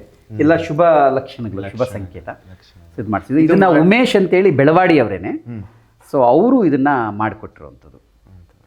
ಅವರು ಮೂಲತಃ ಬೆಳವಾಡಿ ಎಲ್ಲ ಬೆಳವಾಡಿಯವರೇನೆ, ಬೆಳವಾಡಿನೇ. ಇನ್ನು ಇಲ್ಲಿ ಸರ್ ಇದೊಂದು ಇಲ್ಲಿ ಇದು ಉತ್ಸವ ಮೂರ್ತಿಗಳು. ಛಾಯಾದೇವಿ, ಸಂಜ್ಞಾದೇವಿ ಮತ್ತು ಸೂರ್ಯ ಭಗವಂತ ಇದ್ದಾರೆ. ಸೊ ಉತ್ಸವ ಮೂರ್ತಿಗಳು ಬಂದು ಹೋಗ್ಬಿಡ್ತು. ಮತ್ತು ಇಲ್ಲಿದು ವಿಶೇಷ ಏನಂದರೆ, ವಿಗ್ರಹದ್ದು ಅಥವಾ ದೇವಸ್ಥಾನದಕ್ಕೆ ನಮಗೆ ಏನು ಬೇಕು ಅದು ನಾವಿಲ್ಲಿ ಮಾಡಬೇಕು ಅನ್ನೋದಕ್ಕಿಂತ ಭಗವಂತ ಅವ್ರಿಗೆ ಏನೇನು ಬೇಕು ಎಲ್ಲ ತರಿಸ್ಕೊಂಡ್ಬಿಟ್ಟಿದ್ದಾರೆ ಅಂತ. ಮತ್ತು ಎಲ್ಲದನ್ನು ಇದನ್ನು ಎಲ್ಲ ದಾನಿಗಳು ಮಾಡಿರುವಂಥದ್ದು. ಈಗ ಗಂಟೆಗಳದ್ದು ಅದು ದಾನಿಗಳು ಕೊಟ್ಟಿದ್ದು. ಇಲ್ಲಿ ಒಂದು ಗಂಟೆ ಇದೆ ನೋಡಿ, ಹನುಮಂತ ಇರುವಂಥದ್ದು ಒಂದು ಗಂಟೆ, ಅದನ್ನು ಕೊಟ್ಟಿದ್ದು. ಹಾಗೆಯೇ 2 ದೀಪಗಳು, ಆ ದೀಪಗಳನ್ನು ಎತ್ತಿಡೋದಕ್ಕಾಗಲ್ಲ. ನಮ್ಮ ಅರ್ಚಕರು ಹೇಳ್ತಿರ್ತಾರೆ, ನಾನು ದೀಪ ಎತ್ತಿಟ್ಟೆ ಸಣ್ಣ ಆಗೋಗ್ಬಿಡ್ತೀನಿ ಅಂತ. ಅಂದರೆ ಅಷ್ಟು ತೂಕವಾಗಿರುವಂಥದ್ದು. ಹಾಗೆಯೇ ವಿಗ್ರಹ ಪ್ರತಿಷ್ಠಾಪನೆ ಮಾಡೋ ಸಂದರ್ಭದಲ್ಲೇ ನಮ್ಮ ಒಬ್ಬರು ಕಾರ್ಯಕರ್ತರು ಯೋಗ ಬಂದು ವೀರಭದ್ರ ಸ್ವಾಮಿ ಅಂತ ಕ್ಲಾಸ್ 1 ಕಾಂಟ್ರಾಕ್ಟರ್ ಇದ್ದಾರೆ. ಅವರಿಗೆ ಭಗವಂತ ಅವ್ರ ಮನಸ್ಸಲ್ಲಿ ಬರೆಸ್ಬಿಟ್ಟ, ನಾನು ಹೇಗೂ ಅಲ್ಲಿ ಬರ್ತಾ ಇದ್ದೀನಿ, ಆದರೆ ನಾನು ಎದ್ದು ಹೊರಗೆ ಬರೋಕ್ಕಾಗಲ್ವಲ್ಲ, ಅದಕ್ಕೆ ಉತ್ಸವ ಮೂರ್ತಿಯಾಗಿ ಬರಬೇಕಲ್ಲ. ಅದಕ್ಕೋಸ್ಕರ ಅವರು ಸಹಜವಾಗಿ ಒಂದಿನ ಹೇಳ್ಬಿಟ್ರು, ಗುರುಜಿ ಇಲ್ಲ ಉತ್ಸವ ಮೂರ್ತಿನೂ ಮಾಡಿಸ್ಬಿಡೋಣ, ಅದು ಪ್ರತಿಷ್ಠಾಪನೆ ಸಂದರ್ಭದಲ್ಲಿ ಬಂದ್ಬಿಡ್ಲಿ ಅಂತ ಹೇಳಿ. ಸೊ ಹಾಗಾಗಿ ಅವರು ಉತ್ಸವ ಮೂರ್ತಿಗಳು. ಅದ್ರ ಜೊತೆಗೆ ಇಲ್ಲಿ ಮುಂದೆ ಇನ್ನೊಂದು ಚಿಕ್ಕದಾದಂಥ ವಿಗ್ರಹ ಇದೆ, ನಿತ್ಯ ಅಭಿಷೇಕಕ್ಕೆ ಸೂರ್ಯನೇ, ಅದುವೇ ಸೂರ್ಯನ ವಿಗ್ರಹ. ಅದಕ್ಕಿಂತ ರಥನೂ ಕೂಡ ಬರುತ್ತೆ. ಸೊ 7 ಕುದುರೆಗಳು, ಅರುಣದೇವ ಇರುವಂಥ ರಥನೂ ಬರುತ್ತೆ. ದೇವಸ್ಥಾನ ಹೇಗಿದೆ ಸೇಮ್ ಅದೇ ಥರನೇ ಬರುತ್ತೆ. ಸೊ ಇದಿಷ್ಟನ್ನು ಕೂಡ ಅವರು ಮಾಡಿಸ್ಕೊಟ್ಟಿದ್ದು. ಹಾಗೆಯೇ ನೀವು ಇಲ್ಲಿ ಒಂದು ಶಂಖ ಇದೆ, ಗಮನಿಸ್ಬೋದು ನೋಡಿ. ಇವೆಲ್ಲವೂ ಎಷ್ಟು ಬಹಳ ಒಂದು ವಿಶೇಷ ಪವಾಡಗಳ ಥರ ಅನ್ಸುತ್ತೆ ಅಂದರೆ, ಇದು ಶಂಖ ಬಂದ್ಬಿಟ್ಟು ಸಂಪೂರ್ಣವಾಗಿ ಬೆಳ್ಳಿಯಿಂದ ಕೂಡಿರುವಂಥದ್ದು. ಇದು ನಮಗೆ ಇದ್ರದ್ದೊಂದು ಕತೆ ಹೇಗಿದೆ ಅಂದರೆ, ನಮ್ಮದು ಇನಾಗ್ರೇಷನ್ ಆಗೋದಕ್ಕೆ ಇನ್ನೊಂದು 4 ದಿನ ಇತ್ತು, ಇಲ್ಲಿ ಪ್ರತಿಷ್ಠಾಪನೆ ಆಗೋದಕ್ಕೆ 4-5 ದಿನ ಇತ್ತು. ಆ ಸಂದರ್ಭದಲ್ಲಿ ನನ್ನ ಮನಸ್ಸಿಗೆ ಹಾಗೆ ಬಂದಿದ್ದದು, ಶಂಖದಿಂದ ಹೀಗೇನು ಯೋಚನೆ ಮಾಡಿ, ಶಂಖದಿಂದ ತೀರ್ಥ ಅಂತ ಹೇಳ್ತಾರಲ್ಲ, ಶಂಖದಿಂದ ಬಂದರೆ ತೀರ್ಥ ಅಂತೇಳಿ. ಹಾಗಾಗಿ ಭಗವಂತನಿಗೆ ನಾವು ಇದರಿಂದ ಅಭಿಷೇಕ ಮಾಡಿದರೆ ಎಷ್ಟು ಚೆನ್ನಾಗಿರುತ್ತೆ ಅಂಥೇಳಿ. ಮತ್ತು ನಮ್ಮ ಇಲ್ಲಿ ಒಬ್ಬರು ಅರ್ಚಕರಿದ್ದಾರೆ, ಭಾರದ್ವಾಜ್ ಅಂತ, ವೀರನಾರಾಯಣ ಸ್ವಾಮಿ ದೇವಸ್ಥಾನ ಅರ್ಚಕರು. ಅವ್ರ ಹತ್ರ ಮಾತಾಡಿದೆ. ಅವರು ಒಂದು ರಾಮೇಶ್ವರದಿಂದ ಶಂಖವನ್ನು ತರಿಸ್ಕೊಟ್ಬಿಟ್ರು ತಕ್ಷಣ. ಇದೇನಾ ಅದು? ಹಾಂ ಇದೇನೆ ತರಿಸ್ಕೊಟ್ರು. ಆದರೆ ಇದನ್ನು ಬೆಳ್ಳಿ ಹಾಕಿಸ್ಬೇಕಲ್ಲ, ಬರೀ ಶಂಖದಿಂದ ಹಾಕಿದ್ರೆ ಚೆನ್ನಾಗಿರಲ್ಲ, ಇದಕ್ಕೆ ಬೆಳ್ಳಿ ಕವಚ ಇದ್ದರೆ ಚೆನ್ನಾಗಿರುತ್ತೆ ಅಂತ ಅನ್ನಿಸ್ತು. ನಾನು ತುಂಬ ಓಡಾಟದಲ್ಲಿರೋಂಥ ಸಂದರ್ಭದಲ್ಲಿ ಬೆಳ್ಳಿ ಬಂಗಾರದಲ್ಲಿ ಏನು ರೇಟ್ ಇದೆ ಅಂತ ಗೊತ್ತಿರಲಿಲ್ಲ. ಈ 4 ದಿನ ಏರುಪೇರು ಆಗ್ತಾ ಇದೆ. ನಮಗೊಂದು ಅನಿಸಿದ್ದು ಒಂದು 15-20 ಸಾವಿರ ರೂಪಾಯಿ ಆಗ್ಬೋದು ಇದಕ್ಕೆ ಕವಚಕ್ಕೆ ಅಂಥೇಳಿ. ಸರಿ, ಅಲ್ಲಿ ನಮ್ಮಲ್ಲಿ ಒಬ್ಬರು ಗೊತ್ತಿರೋಂಥವ್ರು ಇದ್ದಾರೆ ಇದನ್ನು ಕವಚವನ್ನು ಮಾಡೋರು. ಅವ್ರ ಹತ್ರ ಹೋಗಿ ಕೇಳಿದರೆ ಆಗಲೇ 300 ರೂಪಾಯಿ ಗ್ರಾಮ ಆಗೋಗ್ಬಿಟ್ಟಿತ್ತು. ಇದಕ್ಕೆ ಹೆಚ್ಚು ಕಡಿಮೆ 1,25,000 ಹತ್ರ ಅಷ್ಟಾಗುತ್ತೆ ಅಂತ ಹೇಳಿದರು. ನಮಗೆ ಇಷ್ಟು ಈ ದೊಡ್ಡ ಕಾರ್ಯಕ್ರಮಕ್ಕೆ ಇಷ್ಟೆಲ್ಲ ಖರ್ಚಿರೋ ಸಂದರ್ಭದಲ್ಲಿ ಬರೀ ಶಂಖಕ್ಕೋಸ್ಕರ ಇಷ್ಟು ಖರ್ಚು ಮಾಡಬೇಕಾ ಅಂತ ಒಂದ್ಸಲ ಅನ್ನಿಸ್ಬಿಡ್ತು. ಬೇಡ ಅಂತ ಹೇಳಿ ನಾವು ವಾಪಸ್ ಬಂದುಬಿಟ್ವಿ. ಶಂಖ ಇತ್ತು, ಕವಚ ಹಾಕಬೇಕಿತ್ತು, ಬೇಡ ಈ ಶಂಖವನ್ನು ನಾವು ವಾಪಸ್ ತೊಗೊಂಡ್ಬಂದ್ಬಿಟ್ವಿ, ಇಲ್ಲ ಬೇಡ ಅಂತ ಹೇಳಿ. ಅದಾದ ನಂತರದಲ್ಲಿ ಮತ್ತೆ ಅವ್ರು ಫೋನ್ ಮಾಡಿದ್ರು ನನಗೆ, ಬೆಳ್ಳಿ ಅಂಗಡಿಯವರು, ನೋಡಿ ಇನ್ನೊಂದು ಶಂಖ ಬೇರೆ ರೆಡಿಯಾಗಿದೆ, ಅದು ಬೇರೆಯವರಿಗೋಸ್ಕರ ಅಂತ ಆಗಿದ್ದಿತ್ತು, ಆದರೆ ಅವ್ರು ಬರಲಿಲ್ಲ, ಕವಚದ ಸಹಿತ ಇದೆ, ಇದು ತೊಗೊಂಡೋಗಿ ಅಂತೇಳಿ. ನಾನು ಹೇಳಿದೆ, ನಮ್ಮ ಹತ್ರ ದುಡ್ಡೇ ಇಲ್ವಲ್ಲ, ನಾವು ಹೇಗೆ ತೊಗೊಂಡೋಗೋದು, ಮತ್ತೆ ಇದೆಲ್ಲ ಉದ್ಘಾಟನೆ ಆಗಲಿ ಆಮೇಲೆ ನಾವು ಮಾಡಿಸ್ತೀನಿ ಅಂತ. ಇದು ನಮ್ಮ ಕಾರ್ಯಕರ್ತರ ಕಿವಿಗೆ ಬಿತ್ತು, ಯಾರೋ ಒಂದು 2-3 ಜನಕ್ಕೆ. ಹೀಗೆ ಪಾಪ ಸರ್ ಅವರು ಈ ಥರ ಯೋಚನೆ ಮಾಡಿದ್ರು, ಆದ್ರೆ ಆಗಿಲ್ಲ. ತಕ್ಷಣಕ್ಕೆ ಏನು ಮಾಡಿದರು ಅವರು, ದುಡ್ಡಿನ ವ್ಯವಸ್ಥೆ ನೀವು ಅದರ ಬಗ್ಗೆ ಯೋಚನೆ ಮಾಡಬೇಡಿ, ನಾವು ಅದನ್ನು ವ್ಯವಸ್ಥೆ ಮಾಡ್ತೀವಿ ಅಂತೇಳಿ ಪ್ರತಿಷ್ಠಾಪನೆಯ ಹಿಂದಿನ ದಿನ ಶಂಖವನ್ನು ಇಲ್ಲಿ ತರಿಸ್ಬಿಟ್ರು. ಸೊ ಹೀಗೆ 2-3 ದಿನದಲ್ಲಿ ಇದೆಲ್ಲ ವ್ಯವಸ್ಥೆಗಳಾಗಿದ್ದು. ಅಂದರೆ ಭಗವಂತ ಅವ್ರಿಗೆ ಏನೇನು ಬೇಕೋ ಅದನ್ನು ಯಾರಾರ್ದ ರೂಪದಲ್ಲಿ ಅದನ್ನು ಮಾಡಿಸ್ಕೊಂಡ್ಬಿಟ್ಟಿದ್ದಾರೆ, ಇನ್ನೂ ಮಾಡಿಸ್ಕೊಳ್ತಾನೆ ಇದ್ದಾರೆ ಅದನ್ನು ಸೇವೆಯನ್ನು. ಸೊ ಹಾಗೆ ಪ್ರತಿಯೊಂದರಲ್ಲೂ ಕೂಡ ಈ ಥರದೊಂದೊಂದು ವಿಶೇಷತೆ ಇದೆ. ಅದ್ಭುತ. ಅದು ನೀವು ಹೇಳಿದಾಗ ಆಮೇಲೆ ಇಲ್ಲಿ ಬಂದಾಗ ಅರ್ಚಕರು ಹೇಳಿದ್ರು ಬಹಳ ವಿಶೇಷವಾಗಿ ಇದನ್ನ ಮಾಡಿದ್ದಾರೆ. ಇಲ್ಲಿಂದ ಆಗ್ತೀರಾ? ಇಲ್ಲಿ ನೀರು ತುಂಬುತ್ತೆ, ಸೊ ಇದರಿಂದ ಅಭಿಷೇಕ ಆಗುತ್ತೆ. ನಿತ್ಯ ಇದರಿಂದನೇ ಅಭಿಷೇಕ ಆಗುತ್ತೆ. ರಾಮೇಶ್ವರದಿಂದ ಬಂದಿರೋ ಶಂಖ ಇವತ್ತು ನಮ್ಮ ಬೆಳವಾಡಿಯ ಸೂರ್ಯನಾರಾಯಣನ ದೇವಾಲಯಕ್ಕೆ ಅಭಿಷೇಕಕ್ಕೆ ಬೆಳ್ಳಿ ಕವಚದೊಂದಿಗೆ ಆಗ್ತಾ ಇದೆ. ಅಂದ್ರೆ ಅದು ಮತ್ತೆ ಅದು ಶ್ರೀ ಅವರ ಒಂದು ಆಸೆ ಆಗಿರ್ಲಿ, ಅವರೇ ನಡೆಸ್ಕೊಂಡಿರ್ತಾರೆ, ಅವರೇ ಮಾಡಿಸ್ಕೊಂಡಿರೋದು. ಇದು ಹೊಯ್ಸಳರ ಕಾಲದ ಶೈಲಿಯಲ್ಲಿದೆ. 2 ಕೈನಲ್ಲಿ ಪದ್ಮ ಇದೆ. ಯಾವ ಕಲ್ಲಲ್ಲಿ ಮಾಡಿರೋದು ಸರ್? ಅಂದ್ರೆ ಇದು ಕೃಷ್ಣಶಿಲೆ. ಅದೇ ನಮ್ಮ ರಾಮನ ಏನ್ ಮಾಡಿದ್ರಲ್ಲ ಅದೇ ಕಲ್ಲ, ಸೇಮ್ ಹೊಯ್ಸಳ ಶೈಲಿಯಲ್ಲಿದೆ. ಮೇಲ್ಗಡೆ 2 ಕಡೆ ಪದ್ಮ ಇದೆ, ಕೆಳಗಡೆ ಅಲ್ಲಿ ಛಾಯಾದೇವಿ ಸಂಜ್ಞಾದೇವಿಯ ಕೆತ್ತನೆ ಆಗಿದೆ. ಪ್ರಭಾವಳಿಯ ಕೆಳಭಾಗದಲ್ಲಿ ಇಲ್ಲಿ ಛಾಯಾದೇವಿ ಇದ್ದಾರೆ ಮತ್ತು ಸಂಜ್ಞಾದೇವಿಯವರು ಇಲ್ಲಿದ್ದಾರೆ. ಇಲ್ಲಿ ಅರುಣದೇವ ಇದ್ದಾರೆ. ಇಲ್ಲಿ 7 ಕುದುರೆಗಳಿದೆ. ಓ ಅದನ್ನೇ ಇಲ್ಲಿ ಉತ್ಸವ ಮೂರ್ತಿ ಉತ್ಸವ ಮೂರ್ತಿ ಇರೋದ್ರಿಂದ ಅದು ಕಾಣಿಸ್ತಾ ಇಲ್ಲ. 7 ಕುದುರೆಗಳಿದೆ ಇಲ್ಲಿ. ಓಕೆ ಎಷ್ಟು ಅಭಿಷೇಕದ ಸಂದರ್ಭದಲ್ಲಿ ನೀವು ನೋಡಿದ್ರೆ ಬಹಳ ಸುಂದರವಾದ ಕೆತ್ತನೆ ಇದೆ, ಬಹಳ ಸೂಕ್ಷ್ಮವಾದ ಕೆತ್ತನೆಗಳಿದೆ ಇಲ್ಲಿ, ನೀವು ಗಮನಿಸಿದ್ರೆ ಗೊತ್ತಾಗುತ್ತೆ. ಪ್ರತಿಯೊಂದು ವಿಜುವಲ್ಸ್ ಎಲ್ಲ ನೋಡ್ತಾ ಇದ್ವಿ, ಅಂದ್ರೆ ಅಭಿಷೇಕ ಮಾಡ್ಬೇಕಾದ್ರೆ ತುಂಬಾ ಎಲ್ಲ ಡೀಟೇಲ್ಡ್ ಆಗಿ ಮಾಡಿದ್ದಾರೆ. ಮುಖ ಇದೇ ತರ ಬರ್ಬೇಕು ಅಂತ ಏನಾದ್ರು ಅದು ಅವ್ರಿಗೆ ಗೊತ್ತಿರುತ್ತೆ, ಅವ್ರಿಗೆ ಗೊತ್ತಿಲ್ಲ, ಅವರು ಅಧ್ಯಯನ ಮಾಡಿ ಮಾಡಿರೋದು. ಓಕೆ. ಕಣ್ಣು ಕೂಡ ಅರುಣ್ ಯೋಗಿ ರಾಜ ಅವರದ್ದು ಒಂದು ಕೆತ್ತನೆ ಮಾಡ್ತಾರೆ ಅಂದ್ರೆ ಅದು ಸುಮ್ಮನೆ ಮಾಡೋದಿಲ್ಲ, ಅವರು ಸಾಕಷ್ಟು ಅದ್ರ ಬಗ್ಗೆ ಅಧ್ಯಯನವನ್ನು ಮಾಡಿರ್ತಾರೆ, ಅದು ಹೀಗೇ ಬರಬೇಕು ಅಂತ ನೋಡಿ ಯೋಚನೆ ಮಾಡಿ ಮಾಡ್ತಾರೆ. ಕಣ್ಣು ಕೂಡ ಸರ್ ಹೌದು, ಅರ್ಧ ಕಮಲದಂತದೇನೋ ಅಂತಾರಲ್ಲ ಕೆಲವು ಇದ್ರಲ್ಲಿ, ತುಂಬಾ ಓಪನ್ ಆಗ್ದಲ್ಲ, ಬ್ರಾಡ್ ಆಗು ಇಲ್ಲ, ಹೌದು, ಒಂದು ರೀತಿ ಧ್ಯಾನದ ಸ್ಥಿತಿಯಲ್ಲಿ. ಕೈಯಲ್ಲಿ ಇರುವಂತದ್ದು ಅದ್ರ ಬಗ್ಗೆ ಪದ್ಮ, ಇದೆರಡು ಕೂಡ ಪದ್ಮ ವಿಶೇಷವಾಗಿ ಡಿಸೈನ್ ಮಾಡಿ. ಹೌದು ಹೌದು. ಮೇಲ್ಗಡೆ ಸರ್ ಅದು ಯಾವುದು? ಪ್ರಭಾವಳಿ ಅಲ್ಲ, ಅದ್ರ ತುದಿ ಸಿಂಹಮುಖ. ಹೌದು, ರಾಮಲಲ್ಲ ಅವರ ಒಂದು ಆಕಾರದಲ್ಲೇ ಒಂದು ಅದೇ ಶಿಲೆ ಪ್ರತಿಷ್ಠಾಪನೆ ಮಾಡುವ ಮೊದಲಿಗೂ ಪ್ರತಿಷ್ಠಾಪನೆ ಆದ ನಂತರ ದಿನೇ ದಿನಕ್ಕೂ ಕೂಡ ಮುಖದಲ್ಲಿನ ಕಳೆ ಇದೆಯಲ್ಲ ಅದು ತುಂಬಾ ಚೆನ್ನಾಗಿ ಕಾಣಿಸ್ತದೆ. ನಿತ್ಯ ಸೂರ್ಯ ದೇವ ತನ್ನ ಕಿರಣಗಳಿಂದನೇ ಅವರನ್ನೇ ಅವರು ಆವಿರ್ಭಾವ ಮಾಡ್ಕೊಳ್ತಾರೆ, ಅಭಿಷೇಕ ಮಾಡಿಸ್ಕೊಳ್ತಾರೆ. ದೇವಾಲಯ ಅದ್ರದ್ದು ಒಂದು ಶೈಲಿಗಳು ಮತ್ತೆ ವಿಗ್ರಹ ಸ್ವಾಮಿಯವರ ಒಂದು ಎಲ್ಲ ಕೆತ್ತನೆ ಎಲ್ಲಾದ್ರ ಬಗ್ಗೆ ಮಾತಾಡ್ತದೆ. ಇಲ್ಲಿ ಒಂದು ಧಾಮ ಇದೆ, ಇದು ವಿಶೇಷವಾಗಿ ನಾವು ಬಂದ ತಕ್ಷಣ ಕಾಣೋದೇ ಇದು ದೇವಸ್ಥಾನದ ಜೊತೆಗೆ. ಇದ್ರ ಬಗ್ಗೆ ಯಾವಾಗ ಆಯ್ತು, ಇದೇನು ಅಂತ? ಇದು 2022ರಲ್ಲಿ ಇದನ್ನ ಪ್ರತಿಷ್ಠಾಪನೆ ಏನು ಮಾಡಿದ್ವಿ. ಇದು ನಮ್ಮ ತಾಯಿಯವರದ್ದು ಗದ್ದುಗೆ. ಇದು ಈಗ ನಮಗೆ ಶಾಲೆಯಲ್ಲಾಗಲಿ ಅಥವಾ ನಮ್ಮ ಹಿರಿಯರಾಗಲಿ ಹೇಳ್ಕೊಡೋದೇನು, ತಾಯಿಯೇ ಮೊದಲ ಗುರು, ತಂದೆ ತಾಯಿನೇ ದೇವರು ಅಂತ ಹೇಳ್ತಾರೆ, ಮಾತೃದೇವೋ ಭವ ಅಂತ ಹೇಳ್ತಾರೆ. ಅಂದ್ರೆ ಅದು ಬರೀ ಬಾಯಿ ಮಾತಿಗೆ ಇರಬಾರ್ದು ಅಂತ.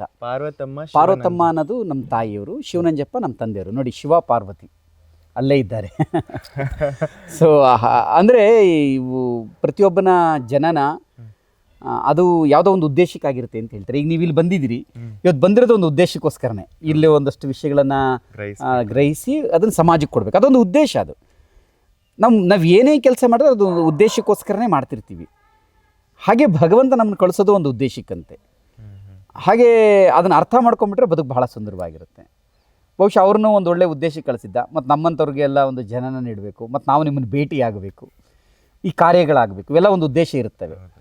ಸೊ ಹಾಗೆ ಇದು ನನಗೆ ಬಂದಂಥ ಒಂದು ಆಲೋಚನೆಗಳು. ಮತ್ತು ನಮ್ಮ ತಾಯಿಯವರಿಗೆ ನಾವು ಪಡೆದಂಥ ಶಿಕ್ಷಣಗಳೇನಿದೆ, ಇವತ್ತು ನಮ್ಗೆ ಈ ಥರದ ಒಂದು ಜನ್ಮ ನೀಡಿ ನಾವು ಈ ಹಂತಕ್ಕೆ ಬಂದಿರೋದಕ್ಕೆ ಅವ್ರುಗಳೇ ಕಾರಣ ಇರ್ತಾರೆ. ನಿಜವಾಗ್ಲೂ ದೇವರು ಅಂದ್ರೆ ಅವರೇನೆ. ಸೊ ಅವರು ಕಾಲವಾದ ನಂತರದಲ್ಲಿ ನನ್ನ ತಂದೆ ತಾಯಿಯವರು, ನನ್ನ ತಂದೆಯವರು ಕಾಲವಾದ ಸಂದರ್ಭದಲ್ಲಿ ನಾನು ಬಹಳ ಚಿಕ್ಕವನಿದೆ. ಅವಾಗ ಇಷ್ಟು ಆಲೋಚನೆ ಮಾಡುವಂಥ ಸಾಮರ್ಥ್ಯ ಇರಲಿಲ್ಲ. ಒಂದು 30 ಇಯರ್ಸ್ ಆಯ್ತು ಈಗ ಅವ್ರು ತೀರ್ಕೊಂಡು. 95ರಲ್ಲಿ ಅವರು ಹೋಗಿದ್ದು. ಅದಾದ ನಂತರದಲ್ಲಿ ಈಗ ತಾಯಿಯವರು ಈಗ 2021ರಲ್ಲಿ ಹೋಗಿದ್ದು. ಆಗ ನನಗೆ ಇದು ಕೂಡ ಅಷ್ಟೇ, ಹೇಗೆ ದೇವಸ್ಥಾನ ಬಂತು ಹಾಗೆಯೇ ಇದನ್ನು ಕೂಡ ಒಂದೇ ಸಲಕ್ಕೆ ಆಲೋಚನೆ ಬಂದಿದ್ದಲ್ಲ. ಪ್ರಾರಂಭದಲ್ಲಿ ಒಂದು ಶೀಟಲ್ಲಿ ಮಾಡಿಸಿದೆ.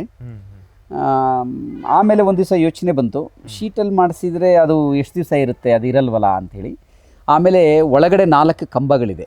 ಆ 4 ಕಂಬಗಳಲ್ಲಿ ಈ 4 ಕಂಬಗಳಲ್ಲಿ ಒಂದು ಪೀಠವನ್ನು ಮಾಡಿಸ್ತೆ ಇದನ್ನ. ಅದಾದ್ಮೇಲೆ ಅನ್ನಿಸ್ತು, ಇಲ್ಲ 4 ಕಂಬ ಸಾಕಾಗಲ್ಲ ಇಲ್ಲಿ ಕುತ್ಕೊಳ್ಳೋದಕ್ಕೆಲ್ಲವ ಅಂಥೇಳಿ ಮತ್ತೆ ಉಳಿದಿದ್ದ ಕಂಬಗಳನ್ನು ಹೀಗೆ ತಗೊಂಡ್ವಿ. ಸೊ ಆಮೇಲೆ ಸ್ವಲ್ಪ ಇದನ್ನು ಎತ್ತರದಲ್ಲಿ ತಗೊಂಡ್ವಿ. ಆಮೇಲೆ ಸುತ್ತಲೂ ಫೆನ್ಸಿಂಗ್ ಮಾಡಿದ್ವಿ. ಸೊ ಹೀಗೆ ಮಾಡ್ತಾ ಶಿವ ಪಾರ್ವತಿಯವರ ಮುಂದೆ ನಂದಿ ಒಂದು ಕಾನ್ಸೆಪ್ಟ್. ಹೌದು ಹೌದು.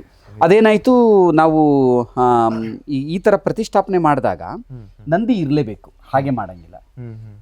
ಅಂದ್ರೆ ಇದಕ್ಕೂ ಏನಾದ್ರೂ ಒಂದು ಕೇಳಿ ಮಾಡಿ ಈ ತರನೇ ಮಾಡಬೇಕು ಅಂತ ಇದೆಯಾ? ಹೌದು ಹೌದು. ಸುಮ್ಮನೆ ಮಾಡೋಕ್ಕಾಗಲ್ಲ. ಈಗ ಎಲ್ಲರನ್ನೂ ಕೂಡ ನಾವು ಆ ಥರ ಮಾಡೋಕ್ಕಾಗೋದಿಲ್ಲ. ಈ ಥರ ದೇವರು ಪ್ರತಿಷ್ಠಾಪನೆ ಮಾಡೋದು, ಗದ್ದಿಗೆಗಳನ್ನು ಮಾಡೋದು ಎಲ್ರಿಗೂ ಆಗಲ್ಲ. ಅದಕ್ಕೆ ಒಂದು ಕ್ರಿಯಾ ಸಮಾಧಿ ಅಂತ ಏನು ಮಾಡ್ತಾರೆ, ಅದು ವೀರಶೈವ ಸಂಪ್ರದಾಯದಲ್ಲಿ ಅದು ಬರುತ್ತೆ. ವಿಭೂತಿಗಳನ್ನೇ ತುಂಬಿ ಅದನ್ನು ಸಮಾಧಿ ಮಾಡೋದು. ನಮ್ಮ ತಾಯಿಯವರ ಕಾಲವಾದಂಥ ಸಂದರ್ಭ ಅದು ಕೊರೋನಾ ಸಂದರ್ಭ. ಅದು ಆ್ಯಕ್ಚುಲಿ ಯಾರು 2021 ಆ ಥರದಲ್ಲಿ, ಆ ಸಂದರ್ಭದಲ್ಲಿ ಯಾರೂ ಆ ಥರ ಬರೆದು ಎಲ್ಲ ಇರಲಿಲ್ಲ. ಬಟ್ ಇವರು ಸ್ವಲ್ಪ ಆರೋಗ್ಯದಿಂದ ಅನಾರೋಗ್ಯ ಇತ್ತು. ಸೊ ಹಾಗಾಗಿ ಅವರು ತೀರ್ಕೊಂಡಿದ್ದು. ಆ ಸಂದರ್ಭದಲ್ಲಿ ಒಬ್ಬ ಸ್ವಾಮೀಜಿಯವರು ಬಂದು, ಇಲ್ಲಿ ಹುಲಿಕೆರೆ ಸ್ವಾಮೀಜಿ ಇದೆ, ಅವರೇ ಬಂದು ಕ್ರಿಯಾ ಸಮಾಧಿ ನೋಡಿ. ಅದು ಹೇಗಿತ್ತು ಅಂದರೆ ಸ್ವಾಮೀಜಿಗಳು ಬರೋವಂಥದ್ದು ಇರಲೇ ಇಲ್ಲ. ಅವರು ಬೇರೆ ಯಾವುದೋ ಊರಿನಲ್ಲಿದ್ದರು, ಅದು ಬೇರೆ ಕಿತ್ತೂರಿನಲ್ಲಿದ್ದರು, ಕೋವಿಡ್ ಟೈಮ್ ಬೇರೆ. ಸೊ ಆದ್ರೂ ಕೂಡ ಅವರು ನಾವು ಇನ್ನೇನು ಸಮಾಧಿ ಮಾಡೋದಕ್ಕೆ ಎಲ್ಲ ರೆಡಿ ಮಾಡಿಕೊಂಡು ಇಲ್ಲಿಗೆ ತೊಗೊಂಡು ಬಂದಿದ್ವಿ, ಅಷ್ಟರಲ್ಲಿ ಅವರೇ ಬಂದುಬಿಟ್ರು. ಬಂದು ಅದು ಕ್ರಿಯಾ ಸಮಾಧಿನೇ ಆಯಿತು. ಕ್ರಿಯಾ ಸಮಾಧಿ ಆದ ನಂತರದಲ್ಲಿ ಆ ಥರ ಕ್ರಿಯಾ ಸಮಾಧಿ ಆಗಿದ್ರೆ ಈ ಥರ ಗದ್ದಿಗೆಯನ್ನು ಪ್ರತಿಷ್ಠಾಪನೆ ಮಾಡ್ಬೋದು ಅಂತ ಆಯಿತು. ಸೊ ಆಗ ಅಮ್ಮ ಅವರ ಅದು ಏನು ಅವರ ಭಗವಂತನ ಇಚ್ಛೆ ಇರುತ್ತೆ ಅನ್ಸುತ್ತೆ. ಸೊ ಆ ಥರದಲ್ಲಿ ಸಮಾಧಿ ಆಯಿತು. ಮತ್ತು ವಿಗ್ರಹನು ಅದು ನಮಗೆ ವಿಶೇಷವಾಗಿ ಇರಬೇಕು ಅಂತ ಮನಸ್ಸಿಗೆ ಬರೋದಕ್ಕೂ ಏನೋ ಒಂದು ಉದ್ದೇಶ ಇರುತ್ತೆ, ಕಾರಣ ಇರುತ್ತೆ ಅನ್ಸುತ್ತೆ. ಆ ಥರ ಒಂದು ವಿಶೇಷವಾದಂಥ ಒಂದು ಶಿವಲಿಂಗು ಇದೆ. ಇದು ಮೇಲ್ಗಡೆ ಬೇರೆ ಬಣ್ಣ ಇದೆ. ಹೌದು ಹೌದು, ಇದು ಅಮೃತ ಶಿಲೆ. ಇದು ಅಮೃತ ಶಿಲೆ ಇದೆ, ಇದು ಪಚ್ಚೆ ಇದೆ. ನಿಮಗೆ ಬರೀ ಪಚ್ಚೆದೆ ವಿಗ್ರಹಗಳು ಸಿಗೋದು ಕಡಿಮೆ, ಬರೀ ಅಮೃತ ಶಿಲೆದೆ ಸಿಗೋದು ಕಡಿಮೆ. ಇದು ಎರಡರದ ಸಂಗಮ ಇದೆ, ಒಂದು ರೀತಿ ಶಿವ ಪಾರ್ವತಿ ಸಂಗಮನೇ ಅದು. ಸೊ ಎರಡರ ಸಂಗಮದಿದೆ. ಮತ್ತು ಇನ್ನೊಂದು ವಿಶೇಷ ಏನಂದ್ರೆ, ಈ ವಿಗ್ರಹವನ್ನ ಅಂದ್ರೆ ಈ ಶಿವಲಿಂಗವನ್ನು ಮಾಡೋದು ನಮ್ಮ ಅಣ್ಣನೇ. ಅವರು ಪಚ್ಚೆಯಲ್ಲಿ ಮಾಡ್ತಾರೆ. ಬಸವರಾಜ್ ಅಂತೇಳಿ ಇಲ್ಲೇ ಇರ್ತಾರೆ, ಇಲ್ಲೇ ಮನೆ ಇದೆ ಅವ್ರದ್ದು, ಬಸವರಾಜ್ ಅಂತ. ಅವರು ಇದನ್ನ ಮಾಡಿದ್ದು ಒಂದು ಹಾಬಿ ಅಷ್ಟೇನೆ ಅವರಿಗೆ. ಅವರು ಈ ಥರದ ಪಚ್ಚೆಯಲ್ಲಿ ಲಿಂಗುಗಳನ್ನು ಮಾಡಿ ಪಂಚಪೀಠಗಳಿಗೆ ಕೊಟ್ಟಿದ್ದಾರೆ. ಎಲ್ಲ ಕಡೆಗೂ ಕಾಶಿಯಲ್ಲಿದೆ, ಕೇದಾರದಲ್ಲಿದೆ, ಶ್ರೀಶೈಲದಲ್ಲಿದೆ, ಬಾಳೆಹೊನ್ನೂರಿನಲ್ಲಿದೆ, ಉಜ್ಜಯಿನಿಯಲ್ಲಿದೆ, ಸಿರಿಗೆರೆ ಮಠದಲ್ಲಿದೆ, ಪುಷ್ಪಗಿರಿ ಮಠದಲ್ಲಿದೆ. ಈ ತರ ಸಾಕಷ್ಟು ಮಠಗಳಿಗೆ. ಪಚ್ಚೆಕಲ್ಲಿ ಏನಾದ್ರೂ ವಿಶೇಷತೆ ಇದೆ ಈ ತರದೇ ಈ ಪ್ರದೇಶದಲ್ಲೇ ಸಿಗೋದು? ಅಂದ್ರೆ ಈ ಪಚ್ಚೆಕಲ್ಲು ಇಲ್ಲಿ ಬೆಳವಾಡಿಯಲ್ಲೇ ಸಿಗುತ್ತೆ. ಹಿಂದೆ ಇಲ್ಲಿ ಗಣಿ ಇತ್ತು, ಈಗಿಲ್ಲ, ಈಗ ಅದನ್ನ ಕ್ಲೋಸ್ ಮಾಡಿದ್ದಾರೆ. ಆ ಪಚ್ಚೆ ಕಲ್ಲಿನ ಅದು ಹಸಿರು ಒಂದು ಸಮೃದ್ಧಿಯ ಸಂಕೇತ ಮತ್ತು ಸದಾ ತಂಪಾಗಿರುತ್ತದು. ಸೊ ಆ ತರದ ಒಂದು ವಿಶೇಷವಾದ ಮತ್ತು ಹೆಚ್ಚು ಪಾಸಿಟಿವ್ ಎನರ್ಜಿ ಇರುವಂಥದ್ದು, ಕಾಸ್ಮಿಕ್ ಎನರ್ಜಿಯನ್ನೇ ಹೆಚ್ಚು ಹೀರ್ಕೊಳ್ಳುತ್ತದು ಪಚ್ಚೆ, ನ್ಯಾಚುರಲ್ ಆಗಿರುವಂಥದ್ದು. ಸೊ ಆ ಥರದ್ದು ಸಿಗೋದು ಬಹಳ ವಿರಳ, ಅದು ಸಿಗೋದಿಲ್ಲ. ಕಲ್ಲು ಸಿಗೋದು ಕಷ್ಟ, ಮತ್ತು ಈ ಥರ ಮಾಡೋದು ಕಷ್ಟ. ಸೊ ಆ ಥರ ಇವರಿಗೆ ಆ ವಿದ್ಯೆಯನ್ನು ಭಗವಂತ ನೀಡಿದ್ದಾನೆ. ಸೊ ಸಾಕಷ್ಟು ಮಠಗಳಿಗೆ ಅದನ್ನ ತಾಯಿಯವರಿಗೆ ಆ ಸೇವೆನೂ ಮಾಡಬೇಕು ಅದನ್ನು ಮಾಡಿದ್ರು ಅವರು. ಸೊ ಹಾಗಾಗಿ ಈ ರೀತಿ ಒಂದು ಕಾಂಬಿನೇಷನ್ ಅಲ್ಲಿ ಮಾಡಿದ್ರು. ಮತ್ತೆ ಇದರ ಉದ್ಘಾಟನೆ ಅಂದ್ರೆ ಇದ್ರ ಪ್ರತಿಷ್ಠಾಪನೆಗೆ ಇಲ್ಲ ಅಮೃತ ಶಿಲೆ ಬಗ್ಗೆ ಏನಾದ್ರು ಸರ್? ಅಂದ್ರೆ ನೋಡಿ, ಇದು ಎಲ್ಲಿ ಸಿಕ್ತು ಅಂತ ನಮಗೂ ಗೊತ್ತಿಲ್ಲ, ಅವ್ರಿಗೆ ಹೇಗೋ ಸಿಕ್ಕಿದೆ ಈ ಕಲ್ಲು. ಇದು ಕಲ್ಲಿಂದ ಎಷ್ಟು ವಿಶೇಷ ಇದೆ ಅಂದ್ರೆ, ದಿನೇ ದಿನೇ ಅದರದ್ದು ಆ ಶೈನಿಂಗ್ ಇದೆಯಲ್ಲ, ಜಾಸ್ತಿ ಆಗ್ತಾ ಇದೆ.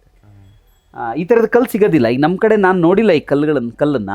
ಇವ್ರು ಹೇಗೋ ಇಲ್ಲಿಂದ ತಗೊಂಡು ಬಂದು ಇದನ್ನ ಮಾಡಿದ್ದಾರೆ. ಬಹಳ ನಮ್ ಇಲ್ಲಿ ಬಂದವರು ಕೂಡ ಆಶ್ಚರ್ಯ ಪಡ್ತಾರೆ ಇದನ್ನ, ಈ ಕಲ್ಲನ್ನು ನೋಡಿದ್ರೆ. ನೋಡಕ್ಕೆ ಬಹಳ ಅದು ನೀವು ಅದರಲ್ಲೂ ಅಭಿಷೇಕವನ್ನು ಮಾಡುವಾಗಂತೂ ಅದರ ನಿತ್ಯ ಅಂದ್ರೆ ಜಲಾಭಿಷೇಕ. ಅವನು ಅಭಿಷೇಕ ಪ್ರಿಯ ಅಲ್ವಾ. ಸೊ ನಿತ್ಯ ಅದನ್ನ ಜಲಾಭಿಷೇಕ ಮಾಡಿ ಪೂಜೆಯನ್ನು ಮಾಡ್ತಾರೆ. ಇನ್ನ ಈ ಕೆತ್ತನೆ ಇದನ್ನ ಇಲ್ಲೇ ಹಳೇಬೀಡಿನಲ್ಲಿದ್ದಾರೆ ಅವರು. ಇದು ಮುತ್ತುರಾಜ್ ಅಂತ ಹೇಳಿ, ಅವರ ಫೋಟೋ ನೋಡಿ ತಂದೆ ತಾಯಿರದ್ದು ಇಬ್ಬರದ್ದು ಫೋಟೋ ನೋಡಿ ಅದನ್ನ. ಇನ್ನು ಈ ಪ್ರತಿಷ್ಠಾಪನೆ ಬಗ್ಗೆ ಮಾತಾಡ್ತಾ ಇದ್ರಿ, ಇಲ್ಲಿ ಆಯ್ತು ಪ್ರತಿಷ್ಠಾಪನೆ ಅಂತ ಹೇಳ್ತಾ ಇದ್ರಿ. ಇದನ್ನ ಪ್ರತಿಷ್ಠಾಪನೆ ಮಾಡೋದಕ್ಕೂ ಹರಿದ್ವಾರದಿಂದ ನಾಗಾ ಸಾಧುಗಳು ಬಂದಿದ್ರು. ಬಾಬಾ ಬನಕಂಡಿ ಅಂತ ಅವರು ಹರಿದ್ವಾರದ ಗಂಗಾ ನದಿಯ ತಟದಲ್ಲಿ ಅವ್ರದ್ದು ಆಶ್ರಮ ಇದೆ. ನಾನು ಅಲ್ಲಿ ಹೋಗಿ ಸಾಕಷ್ಟು ಸಲ ಇದ್ದು ಬಂದಿದ್ದೀನಿ. ಅವರು ಇದು ಪ್ರತಿಷ್ಠಾಪನೆ ದಿನ ಇದನ್ನ ಇಲ್ಲಿ ಬಂದು ಪ್ರತಿಷ್ಠಾಪನೆ ಮಾಡಿ ಮತ್ತೆ ಹರಿದ್ವಾರ 8 ಜನ ಬಂದಿದ್ರು. ಪೂರ್ವ ನಿಗದಿತ ಅವರಿಗೆ ಮಾಹಿತಿ ಕೊಟ್ಟಿದ್ವಿ, ಈ ತರ ಹಿಂಗಿದೆ ನೀವು ಬರಬೇಕು ಅಂತ ಹೇಳಿ. ಅವ್ರು ಆಯ್ತು ಅಂತ ಹೇಳಿದ್ರು, ಆದ್ರೆ ನಮ್ಗೆ ಗೊತ್ತಿರಲಿಲ್ಲ ಬರ್ತಾರೋ ಇಲ್ವೋ ಅಂತ. ಆದರೆ ಆ ಸಂದರ್ಭಕ್ಕೆ ಅವರು ಬಂದರು. ಮತ್ತೆ ಈ ಜಾಗಕ್ಕೆ ಇನ್ನೊಂದು ಬಹಳ ವಿಶೇಷವಾದ ಶಕ್ತಿ ಬರುವಂಥದಕ್ಕೆ ಇನ್ನೂ ಒಬ್ಬ ಸಂತ ಇದ್ದಾರೆ. ಅವರು ಅಹರಾರ ಮಹಾದೇವ್ ಗುರುಜಿ ಅಂತ ಹೇಳಿ. ಅವರು ನಾಗಾ ಸಾಧು, ಮೂಲತಃ ಕಾಶಿಯವರು. ಕಾಶಿ, ಪ್ರಯಾಗ್, ಮುಂಬೈ ಈ ಥರದಲ್ಲೆಲ್ಲ ಅವ್ರದ್ದು ಆಶ್ರಮ ಇದೆ. ಒಂದು 10 ವರ್ಷಗಳ ಹಿಂದೆ, ಬಹುಶಃ ನಿಮಗೆಲ್ಲ ಗೊತ್ತಿರುತ್ತೆ, ಬೆಳವಾಡಿ ತುಂಬ ಬರಗಾಲದಲ್ಲಿತ್ತು. ಕೆರೆ ತುಂಬಿ ಸುಮಾರು 10-15 ವರ್ಷ ಆಗಿತ್ತು. ತುಂಬದೆ ಬೋರ್ವೆಲ್ಗಳಲ್ಲೂ ನೀರು ಬರ್ತಿರ್ಲಿಲ್ಲ. ದೂರದಲ್ಲಿ ಎಲ್ಲಿಂದನೋ ಟ್ಯಾಂಕರ್ನಿಂದ ನೀರನ್ನು ತರಿಸ್ಕೊಳ್ಬೇಕಾದ ಪರಿಸ್ಥಿತಿ ಬರ್ತಿತ್ತು. ಬೆಳೆಗಳಂತೂ ಇರಲೇ ಇಲ್ಲ ಬಿಡಿ, ಎಲ್ಲ ಅಡಿಕೆಗಳೆಲ್ಲ ಹೊರಟೋಗಿತ್ತು. ಊರಿಂದ ಜನನೂ ಬೇರೆ ಕಡೆ ವಲಸೆ ಹೋದಂಥ ಸಂದರ್ಭ. ಆಗ ಒಂದ್ಸಲ ಅವ್ರು ಇಲ್ಲಿ ಬಂದರು ಬೆಳವಾಡಿಗೆ, ನಾಗಸಾಧುಗಳು. ನಾಗಸಾಧು. ನಾನು ಕುಂಭಮೇಳಕ್ಕೆ ಹೋಗಿದ್ದೆ. ಆ ಕುಂಭಮೇಳದಲ್ಲಿ ಅವ್ರಿಗೆ ಪರಿಚಯ ಆಯಿತು. ಒಂದ್ಸಲ ಇಲ್ಲಿ ಬನ್ನಿ ಅಂತ ಕರೆದೆ. ಅವ್ರು ಇಲ್ಲಿ ಬಂದರು. ಬಂದಾದ ನಂತರ ಒಂದು ಚಂಡಿಕಾ ಯಾಗವನ್ನು ಮಾಡಿದರು. ಆ ಚಂಡಿಕಾ ಯಾಗ ಒಂದ್ಸಲ ಮಾಡಿದ್ರು, ಇಲ್ಲೇ ಮಾಡಿದ್ರು, ಇದೇ ಸ್ಥಳದಲ್ಲೇ ಮಾಡಿದ್ದವರು. ಊರಿಗೆ ಸುಮ್ಮನೆ ಬಂದು ದೇವರ ದರ್ಶನ ಮಾಡ್ಕೊಂಡು ಬಂದರು. ಅದಾಗಿ 3-4 ತಿಂಗಳಲ್ಲಿ ಒಳ್ಳೆ ಮಳೆ ಬಂತು. ಅದಾದ್ಮೇಲೆ ಬಹುಶಃ 2018-19 ಸಂದರ್ಭ ಅನ್ಸುತ್ತೆ. ಆ ಸಂದರ್ಭದಲ್ಲಿ ಒಳ್ಳೆ ಮಳೆ ಬಂತು. ಆ ವರ್ಷದಿಂದ ಈ ವರ್ಷದವರೆಗೂ ಕೆರೆ ತುಂಬಿದೆ ಮತ್ತು ಪ್ರತಿ ವರ್ಷ ಸಾಕಷ್ಟು ಮಳೆ ಬರ್ತಾ ಇದೆ. ಕೋಡಿನೂ ಕೋಡಿನೂ ಹೋಗುತ್ತೆ. ಪ್ರತಿ ವರ್ಷ ಬಂದು ವರ್ಷದಲ್ಲಿ ಒಂದು 3-4 ಬಾರಿ ಇಲ್ಲಿ ಯಜ್ಞವನ್ನು ಮಾಡ್ತಾರೆ. ಹೋಮ ಇದೆಲ್ಲ ಮಾಡಿ ವಿಶೇಷವಾದ ಯಜ್ಞಗಳನ್ನು ಮಾಡ್ತಾರೆ ಅವರು. ಈ ಎತ್ತಿನೊಳೆ ಪ್ರಾಜೆಕ್ಟ್ ಇಂದ ಬಗ್ಗೆ ಏನಾದರೂ ನಿಮ್ಮ ಅಭಿಪ್ರಾಯ ಇದೆ ಸರ್? ಅದರಿಂದನೂ ಸ್ವಲ್ಪ ಇದು ನೀರದು ಬೆಳವಾಡಿ ಕಡೆ ಭಾಗದಲ್ಲಿ ಎಲ್ಲ ಪ್ರದೇಶ ಖಂಡಿತ ಅದರದ್ದು ಲಾಭ ಹಾಗೇ ಆಗಿದೆ. ಯಾಕೆಂದರೆ ಕೆರೆಗಳನ್ನು ತುಂಬಿಸುವಂಥ ಒಂದು ಯೋಚನೆ ಅದು. ಸೊ ಆ ಯೋಜನೆಯಿಂದನೂ ನೀರು ಬಂದಿದೆ ಇದಕ್ಕೆ. ಅದೇ ಇವೆಲ್ಲವೂ ಕೂಡ ಬರಬೇಕಲ್ಲ, ಇದಕ್ಕೊಂದು ಶಕ್ತಿ, ಒಂದು ಫೋರ್ಸ್ ಬೇಕಲ್ಲ. ಅದಕ್ಕೆ ಈ ಥರದ ವ್ಯಕ್ತಿಗಳದ ಒಂದು ಪೂಜೆ ಪುನಸ್ಕಾರಗಳು, ದೇವರ ಅನುಗ್ರಹಗಳು ಅವೆಲ್ಲ ಬೇಕಾಗುತ್ತೆ. ಅದಕ್ಕೆ ಇದು ಕೂಡ ಒಂದು ಶಕ್ತಿಯಾಗಿದೆಯೇನೋ ಅಂತ ಅನಿಸುತ್ತೆ. ನಿಜ. ಮತ್ತೆ ನಾವು ಪ್ರತಿ ಶಿವರಾತ್ರಿ ಬರ್ತಾರೆ, ಅದು ಪ್ಲಾನ್ ಇಂಪ್ಲಿಮೆಂಟ್ ಆಗಕ್ಕೆ ಈ ತರದ ಒಂದು ಪೂರಕವಾದಂಥ ಒಂದು ವಾತಾವರಣ ಬೇಕಾಗುತ್ತೆ. ಮತ್ತು ಹರಹರ ಮಹಾದೇವ ಗುರುಜಿ ಏನು ಹೇಳಿದೆ, ಅವರು ಪ್ರತಿ ಶಿವರಾತ್ರಿಗೆ ಇಲ್ಲಿರ್ತಾರೆ ಬೆಳವಾಡಿಯಲ್ಲಿ. ಹಾಗಾದ್ರೆ ನಿನ್ನೆನೂ ಇದ್ರು, ನಿನ್ನೆ ಹೊರಟರು ಅವರು. ಅವರು ಕಾಶಿಯಿಂದನೇ ಬಂದಿದ್ರು. ನಿನ್ನೆ ಶಿವರಾತ್ರಿ ದಿನ ರಾತ್ರಿ ಪೂರ್ಣ ಇಲ್ಲಿ ಅಭಿಷೇಕ ಇರುತ್ತೆ, ಜಾಗರಣೆ ಇರುತ್ತೆ, ಹೋಮ ಇರುತ್ತೆ. ನಿನ್ನೆ ನೈಟ್ ಇಲ್ಲಿ ಹೋಮವನ್ನು ಮಾಡಿದರು. ಸೊ ಪ್ರತಿ ವರ್ಷ ಬರ್ತಾ ಇದ್ದಾರೆ. ಇದು 4ನೇ ವರ್ಷ. ಇವರು ನಮ್ಮಣ್ಣ. ನಮಸ್ತೆ. ನಮಸ್ತೆ. ತುಂಬ ಖುಷಿ ಆಯಿತು. ಇಲ್ಲಿ ಶಿವನ ಏನು ವಿಗ್ರಹವನ್ನು ಮಾಡಿದ್ದಾರೆ, ಶಿವಲಿಂಗವನ್ನು, ಅದು ಇವರೇ ಮಾಡಿರುವಂಥದ್ದು. ಆಗಲೇ ನಾವು ನೋಡಿದ್ವಿ, ಪಚ್ಚೆ ಮತ್ತು ಅಮೃತ ಶಿಲೆಯ ಒಂದು ಕಾಂಬಿನೇಷನಲ್ಲಿದೆ, ಅದನ್ನು ಮಾಡಿದಂಥವ್ರು ಇವರೇನೆ. ಸರ್, ನಾವು ನೋಡ್ತಾ ಇದ್ವಿ, ನೀವು ಅಮೃತ ಶಿಲೆ ಮತ್ತು ಪಚ್ಚೆಕಲ್ಲು ಎರಡೂ ಸೇರಿ ಒಂದು ವಿಗ್ರಹ ಮಾಡಿದ್ದೀರಾ ಆ ತಾಯಿ ಹಾಗೂ ತಂದೆಯವರ ಗದ್ದುಗೆ ಜೊತೆಗೆ. ಅದು ನಿಮಗೆ ಏನು ಪ್ರೇರಣೆ ಆಯಿತು ಹೀಗೆ ಮಾಡಬೇಕು ಅಂತ?